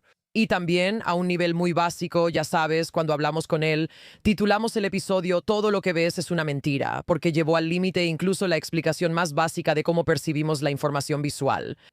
Y en el nivel más básico pensamos que estamos viendo el mundo, ¿verdad? Así es como nos enseñan a ver el mundo. Pero hay una realidad alterna, ¿verdad? Que son todas las longitudes de onda que no son absorbidas, ¿cierto? Por todas las cosas que, de nuevo, decimos que esto es una mesa y esto es una computadora y yo sé que es el rojo, ¿verdad? Así que su marco conceptual, ya sabes, viene de eso, de que todo lo que ves está filtrado. Sabes, no solo está filtrado a través de, ya sabes, estructuras cerebrales, sino que también está filtrado a través de, ya sabes, un constructo. Muy útil. Y su creencia es que, ya sabes, la cosa que está detrás de mí en realidad no está ahí hasta que me volteo para verla y entonces vuelve a existir. Él está trabajando con matemáticos y expertos en las ciencias duras. Eso puede crear la capacidad de controlar nuestra versión de la realidad, básicamente manipular el visor en su analogía, y al hacerlo, eso rompe los límites de nuestras limitaciones físicas. Y eso podría significar, ya sabes, moverse por el mundo fuera de las limitaciones actuales. Y podría ser cambiar nuestra capacidad de, ya sabes, sanarnos físicamente y así sucesivamente. Pero solo tenía curiosidad si hay elementos de las matemáticas de los agujeros de gusano que parecen coincidir aquí. Sí, y también me recuerda al principio holográfico.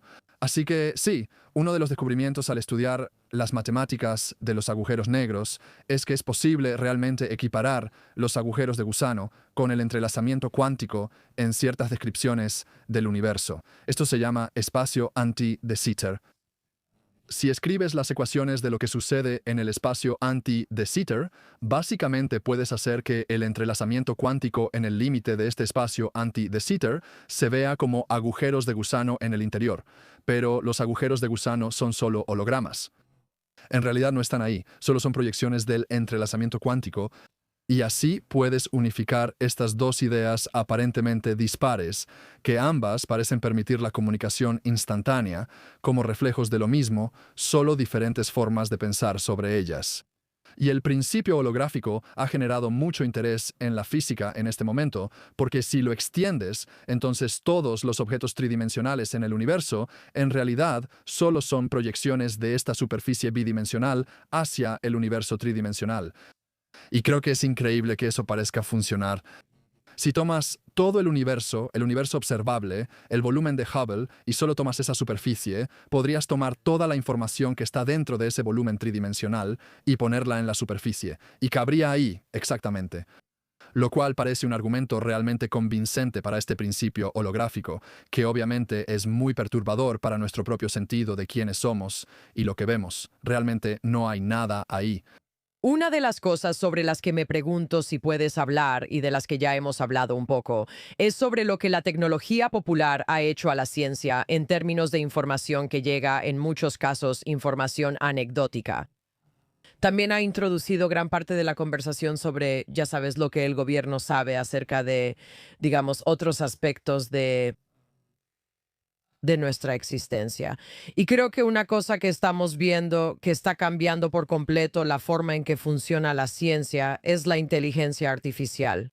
Y me pregunto si puedes hablar un poco sobre algunas de las cosas emocionantes que la inteligencia artificial está haciendo y que impactan a la ciencia, y también sobre algunos de los peligros de la entrada de la inteligencia artificial en la ciencia en términos de rigor, confiabilidad y consistencia. Sí, es un tren que avanza muy rápido. Así que mis pensamientos sobre esto, como los de muchas personas, están evolucionando casi a diario, a medida que vemos que las capacidades cambian, los casos de uso cambian y la gente prueba diferentes cosas, comete diferentes errores y tiene diferentes éxitos. Tengo que decir que hasta hace como un mes, personalmente, no estaba usando la inteligencia artificial mucho.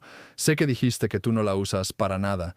La estaba usando un poco con ChatGPT solo para revisar algunas cosas, tal vez para reformular algo, cosas así.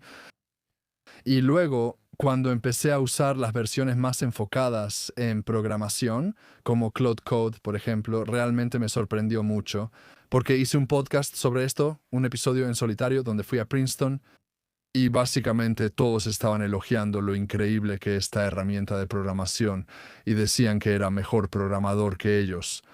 Y estos eran desarrolladores de software muy respetados en cuanto a la creación de simulaciones de astrofísica y cosas así. Así que eso realmente me sorprendió, por eso pensé en probarlo yo mismo. Y yo diría que no es tanto una cuestión de que sea mejor, sino simplemente mucho más rápido. O sea, simplemente puede hacer cosas. Tienes la idea y tal vez te tomaría un par de días armarlo. Lo hará en 1 o 2 horas, pero cometerá errores y luego pasarás otra 1 o 2 horas corrigiendo esos errores con él e identificándolos. Pero aún así, siguen siendo 4 horas. Sigue siendo un uso mucho más eficiente de tu tiempo que pasar 2 días completos dándote de topes contra la pared tratando de hacerlo funcionar. Así que es como muchas herramientas, ya sabes, como cuando apareció el Internet por primera vez, o Wikipedia, o cuando Python se popularizó. En cuanto a su uso entre los científicos, es una herramienta que nos facilita hacer las tareas tediosas que a menudo tienes que realizar en la ciencia para llegar a la parte interesante. Como completar tu bibliografía para tu tesis, lo cual casi me hizo renunciar a obtener un doctorado. Cierto, eso es algo muy doloroso. De hecho, ese es uno de los casos en los que me preocuparía usar IA, porque he notado que parece que inventa referencias muy seguido. No sé qué pasa con las referencias. No me importa, solo necesitaba algo en esas, ya sabes, 100 páginas, como... Si solo quieres relleno, puedo poner algo ahí. De todos modos, adelante. Y de todos modos, nadie lee las referencias, así que probablemente ni siquiera importa. Pero una cosa, hace poco tuve una experiencia porque estuve en Denver para una conferencia sobre exoplanetas y un colega se me acercó para hablar conmigo y ella me contó sobre la IA que su estudiante había escrito un primer borrador realmente hermoso de un artículo, tenía figuras muy buenas, las explicaciones eran claras y lo enviaron a una revista y recibieron el informe del revisor. Y luego la estudiante tomó, ella no lo admitió, pero después de investigar mucho se descubrió que eso fue lo que hizo. Ella tomó el informe del revisor y el artículo y los metió en ChatGPT o lo que haya sido y obtuvo la siguiente versión del artículo. Todo esto, o sea, esto es, creo yo, lo que no deberías hacer con la IA. No deberías entregar todo el maldito trabajo y simplemente decir, resuélvelo. Tienes que desglosarlo realmente. Así que lo que ella obtuvo fue basura absoluta. El artículo era como el doble de largo. Todas las figuras estaban arruinadas, no tenían sentido. y el asesor tuvo que presionarla realmente y decirle, oye, ¿qué herramientas usaste para hacer esto? Y eventualmente le sacó que literalmente solo había copiado y pegado la maldita cosa y arruinó el proyecto. Así que tuvieron que regresar hasta el principio y, ya sabes, deshacer ese daño. Así que estoy escuchando ambos casos. Creo que las personas que son más experimentadas, como yo como científico, saben cómo asesorar a los estudiantes de posgrado, saben cómo asesorar a los estudiantes de licenciatura en sus proyectos de investigación. Desglosamos el problema en pequeñas partes manejables para ellos y luego los dejamos hacerlo. Lo probamos y sabemos qué revisiones hacer. Sabemos hacer esos cálculos de orden de magnitud. Tomamos una hoja de papel y revisamos. ¿Eso tiene sentido? Sí, está en el rango correcto. Eso parece tener sentido. Sabemos cómo hacer esas comprobaciones. Mientras que creo que los estudiantes que recién llegan a menudo no están familiarizados con cómo desglosar los problemas de esa manera. Y tienen una fe abrumadora en que funcionará y eso puede ser desastroso en esos casos. Así que es una herramienta muy poderosa, pero en las manos equivocadas puede llevar a un completo disparate. Y por supuesto, hay muchos artículos científicos que se están enviando ahora mismo que son un completo disparate y parecen haber sido generados por IA, así que es un gran problema. Quiero decir, también he escuchado de estudiantes que no están usando IA, pero que aún así tienen que pasar sus trabajos por un verificador de IA para que no parezca que estás usando IA cuando en realidad no lo estás haciendo. Lo cual es increíblemente frustrante porque imagina que te acusen de usar IA cuando tú hiciste la investigación y no la usaste. Quiero decir, ese nivel de miedo está formando una generación muy interesante de estudiantes, por decirlo menos. Sí, y creo que también lo ves a veces con mis videos y tal vez tú también lo has experimentado con YouTube. Creo que la audiencia de YouTube se está frustrando mucho con el contenido de IA. El contenido generado por IA y basura de IA es como el eslogan, ¿no?, que anda circulando.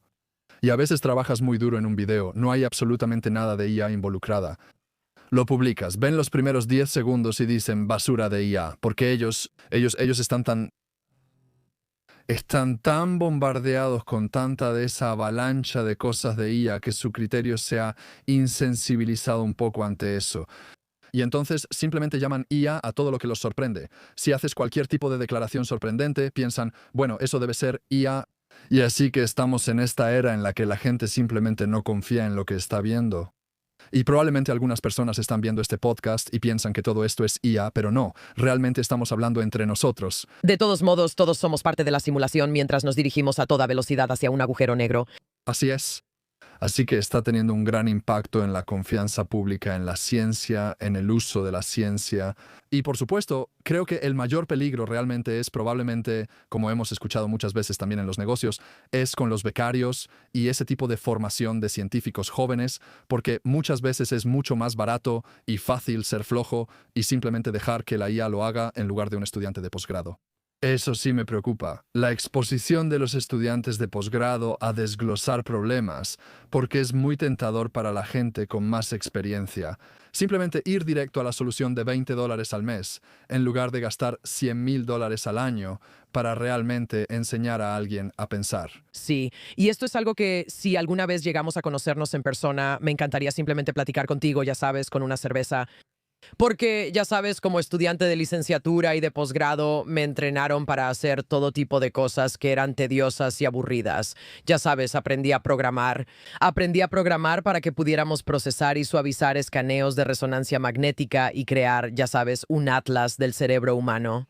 Y es como, esas fueron horas, semanas, meses y años importantes de mi vida.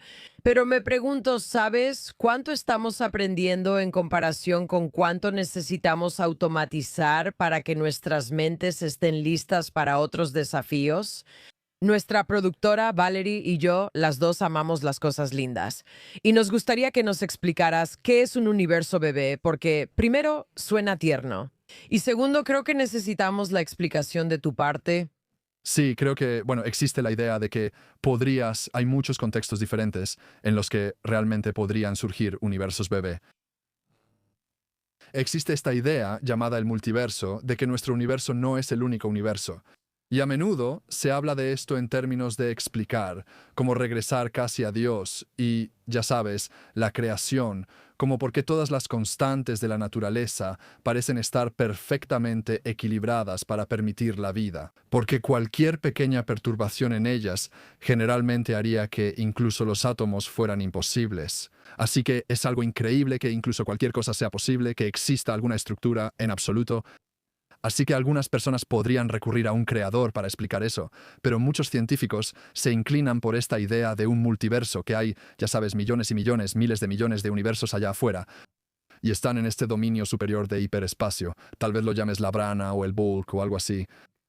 Y todos tendrán diferentes tamaños, y esos tamaños al final estarán determinados qué tan rápido se expanden. Así que tenemos una constante cosmológica que hace que el universo se expanda, y está ajustada al ritmo justo, de hecho, ya sea por coincidencia o no, para que las galaxias sean posibles. Porque si hicieras que el universo se expandiera demasiado rápido, todo simplemente se dispersaría y nunca tendrías nada. Como que todos seríamos solo polvo, como esparcidos. Pero si hicieras la constante cosmológica realmente pequeña, entonces en realidad el universo apenas se expandiría y luego volvería a colapsar y aplastaría todo. Y entonces eso podría ser un universo bebé en ese caso, como un universo muy pequeño que aparece pero no viviría mucho tiempo. Simplemente colapsaría de nuevo sobre sí mismo. Y por supuesto no podríamos vivir en esos universos bebé porque no durarían lo suficiente para que surgieran galaxias o personas. Y de manera similar, no surgiríamos en los universos gigantescos porque simplemente se expanden demasiado rápido. Y así que este es un tipo de razonamiento antrópico para explicar por qué todo parece ser como es. Inventemos otros universos. Creo que muchos científicos se sienten un poco incómodos con eso. Es raro decir que hay un montón de universos allá afuera. Así es como lo evitamos. Pero sí evita el tema de Dios, que muchos científicos están desesperados por evitar a toda costa. Para hablar sobre el concepto del multiverso, nos lo han explicado de muchas maneras que son elegantes y hermosas, y creo que científicamente apropiadas. Pero en la práctica, ¿cuál es tu opinión? Por ejemplo, si cada electrón tiene opciones de spin y hay un número infinito de formas, mi ejemplo favorito, para que yo llegue de aquí a esa puerta, hay un número infinito de posibilidades, una de las cuales me incluye a mí. Saltar por la ventana, volar a las Bahamas, casarme y regresar, y luego, ya sabes, salir por la puerta, ¿verdad? ¿Qué significa eso para la posibilidad de otras versiones de nosotros, otras oportunidades, como Jonathan suele describirlo, como las bifurcaciones de nuestra existencia? Sí, podría ser la última gran pérdida de estatus o una de las últimas grandes pérdidas de estatus. Quiero decir, hemos tenido esta secuencia en la historia. Carl Sagan solía hablar de esto, de que antes pensábamos que la Tierra era el centro del sistema solar, y luego nos dimos cuenta de que en realidad el Sol es el centro del sistema solar. Solo somos un planeta que gira a su alrededor. Y luego nos dimos cuenta de que no solo existe el sistema solar, cada estrella es otro sol y también tiene otros planetas. Y eso cambió nuestra perspectiva. Nos tocó perder estatus otra vez. El sistema solar no es especial. Y luego pensamos que la galaxia, la Vía Láctea, era todo lo que existía. Y después nos dimos cuenta de que esas otras nebulosas en el cielo en realidad eran otras galaxias. Y de nuevo perdimos estatus. Y así que tal vez en ese sentido es natural que esto continúe. Y la idea de que el universo es todo lo que existe, de nuevo, eventualmente se nos va a escapar. E incluso el sentido de identidad propia, de que somos todo lo que existe, ya sabes, de que yo soy la única versión de mí mismo, también tendrá que desvanecerse. Porque si la ciencia nos ha enseñado algo, es que cada vez que tenemos la audacia de creer que hay algo especial o único sobre nosotros, simplemente eso nos será arrebatado. En ese sentido, es la máquina definitiva para enseñarnos humildad. Así que estaría muy en línea con la historia de todos nuestros avances en la comprensión. Esto fue realmente fantástico. Estamos muy agradecidas de que nos hayas ayudado a comprender algunos de los conceptos más básicos y más complicados del universo y la galaxia. Oh, es un placer, sí. ¿Y sabes qué? Mi esposa es una gran fan de tu podcast. Sí, ella me dijo, tienes que hacer sí, asegúrate. Y yo le dije, sí, lo vamos a hacer, sí, lo que sea. Increíble. Bueno, muchísimas gracias. Sabes, Jonathan, creo que el Dr. Keeping es encantador. Creo que su pronunciación de las palabras es muy elegante. También usó algunas palabras súper grandes como perturbación, que es como perturbar, pero perturbación. Además, menciona aparte para la palabra oblicuidad, como eso de ser oblicuo. Además, espaguetificación. Espaguetificación. ¿Sabes qué voy a decir en realidad? Cada vez que algo se siente incómodo voy a decir, esto ya se parece mucho a la espaguetificación. ¿Esta conversación me está espaguetificando? Esto se sintió honestamente como una lista fantástica de palabras del SAT. O sea, lo que sea que pase en Cambridge que creó a este chico está funcionando. En nuestra próxima cita vamos a saltar juntos a un agujero negro y ver qué pasa. De hecho, quiero mencionar esto. Y ya sabes, mucho de lo que explora el laboratorio del Dr. Keeping es mucha estadística, es mucho modelado, ¿sabes? Es mucha matemática. No puedo concentrarme en lo que estás diciendo porque Valerie acaba de enviarnos un GIF de Will Smith siendo enterrado en un plato de espaguetis con albóndigas, que es lo mejor que he visto en mi vida. Estamos tratando de hacer un cierre y Valerie nos está mostrando espaguetificación. La conversación sobre los agujeros negros, el hecho de que estamos teniendo conversaciones que literalmente se basan en ecuaciones, simplemente es increíble para mí. Como cuando Einstein estudiaba esto, cuando hablamos de las interpretaciones de Carl Sagan sobre estas cosas, estas son conversaciones sobre cosas que existen. Solo sabemos que existen porque tenemos la explicación matemática de por qué no pueden existir. Y por eso algunas personas estudian física. No lo sé. Hay algo sobre tratar de entender algunos de los relatos de primera mano que es como, quiero sentarme con el análisis de los objetos que los pilotos han visto y grabado, que se mueven de maneras que no se pueden explicar. Quiero una revisión completa y sí, quiero la física, quiero entender los patrones de movimiento. Él ya revisó toda esa información. Y sí, hay una cantidad abrumadora de datos que ha sido publicada por el gobierno. Y lo entiendo el enfoque. Y al mismo tiempo realmente quiero una reconciliación más clara. Él estaba siendo cauteloso. Obviamente él no quiere. Tienes que hacerlo, lo entiendo. No puedes tomar un relato de primera mano. Entiendo eso. La razón es que una de las únicas explicaciones es que hay una conspiración. Hay un encubrimiento del gobierno que nos está protegiendo de tener acceso a información sobre extraterrestres. Esa es la explicación. Y él era muy de mente abierta, ¿verdad? Como que quiere creer, pero necesita pruebas. Y también no podemos pensar que todo lo que se comparte sea producto de un delirio. Sabes, no puedo imaginar que estas personas vayan frente al Congreso y digan, esto existe, esto me pasó a mí, y que sea un delirio colectivo. Eso no me cuadra.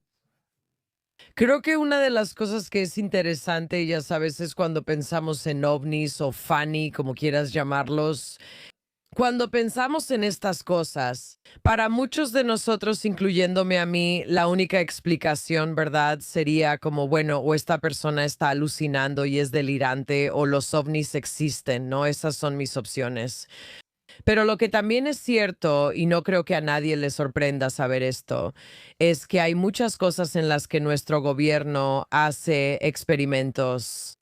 Hay muchas cosas que nuestro gobierno está investigando y que no quiere que el público en general sepa.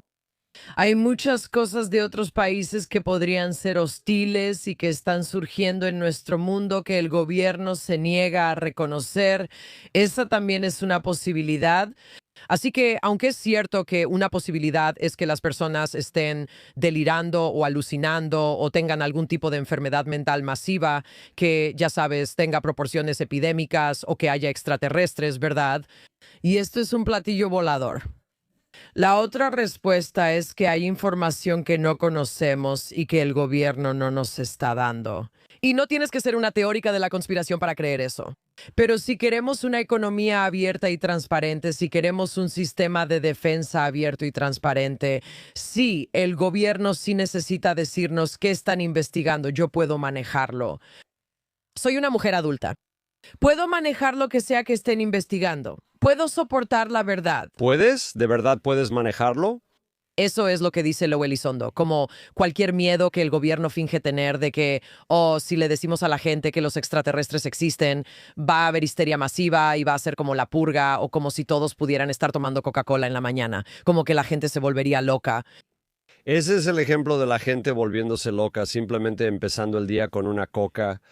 Solo quiero decir que, sea lo que sea, cualquier cosa que la gente intente para perdonar al gobierno. Oh, te están protegiendo, como si fueran tu papá y te fueran a proteger de toda esta información. Yo no necesito ese tipo de protección. Yo quiero saber qué está pasando. Si tienes evidencia de una nave espacial que está hecha de un material y no sabes cómo hacerlo, alguien lo está haciendo. O es Rusia, China, nombra el país, o es de algún otro lugar. Hablemos todos de eso. Quiero a la doctora Keeping en esto.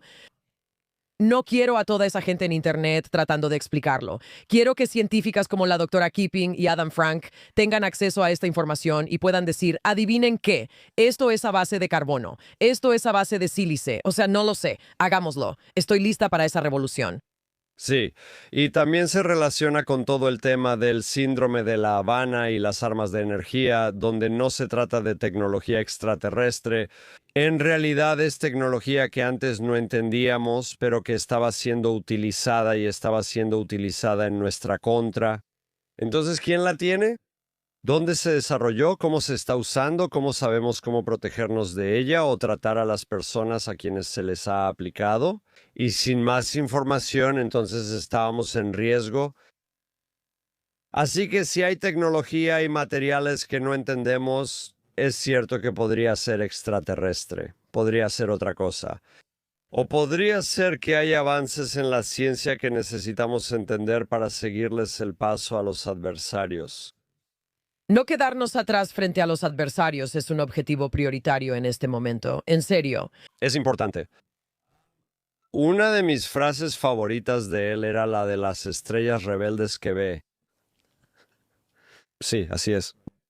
Esta de aquí.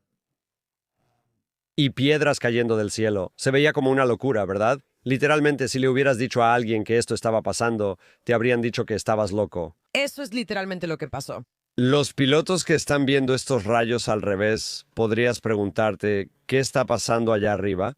Así que estoy de acuerdo en que hay mucho más sucediendo en nuestro entorno y en nuestra atmósfera que todavía estamos tratando de entender. Pero eso no excluye que haya fuerzas extrasensoriales u otras fuerzas en juego que tal vez no podamos entender. Y es cierto, como que no hay extraterrestres en las radios AM tratando de decir, oye Majim, quiero conectarme contigo. Así que tiene sentido que ese no sea el caso. Pero ha habido mucho movimiento de escombros espaciales que se han visto allá afuera, lo que significa que podría haber cosas que no entendemos del todo, más allá de nuestro alcance. Absolutamente. Y mira, creo que lo que la doctora Keeping nos está mostrando es que necesitamos más información. Merecemos más información, ya sea que venga del gobierno o de las estrellas mismas. Además, una cosa de la que habló que creo que es realmente importante, y realmente aprecié el experimento mental de Robin Hansen porque hay ciencia y luego están los experimentos mentales. Y el experimento mental nos ayuda a salir de la mentalidad centrada en los humanos de que vamos a encontrarnos, ya sabes, con un ET y que van a venir a vivir con nosotros y a subirse en la canastilla de nuestra bicicleta y luego llevarnos volando a la luna.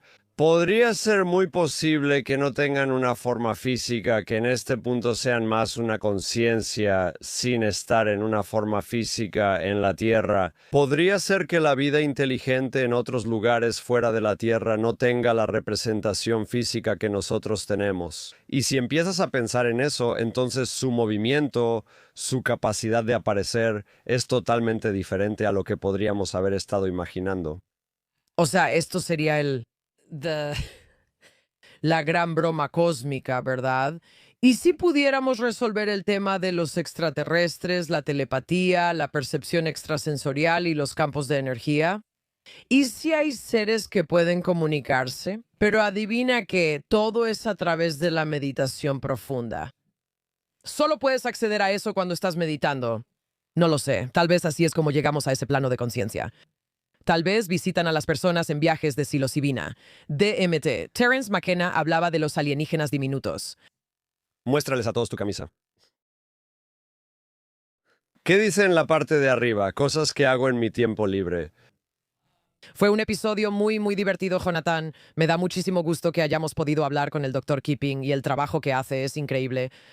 Por favor, acompáñanos en Substack. Va a haber mucha conversación sobre esto allá en nuestra comunidad de Breaker, así que por favor, forma parte y contribuye. Queremos saber qué piensas, cuáles son tus experiencias y cómo puedes aportar a este gran cuerpo de conocimiento que todos estamos reuniendo. Y desde nuestro análisis hasta el que esperamos que nunca tengas, nos vemos la próxima vez. It's Maya Bialik's Breakdown. She's gonna break it down for you. She's got a neuroscience PhD or two.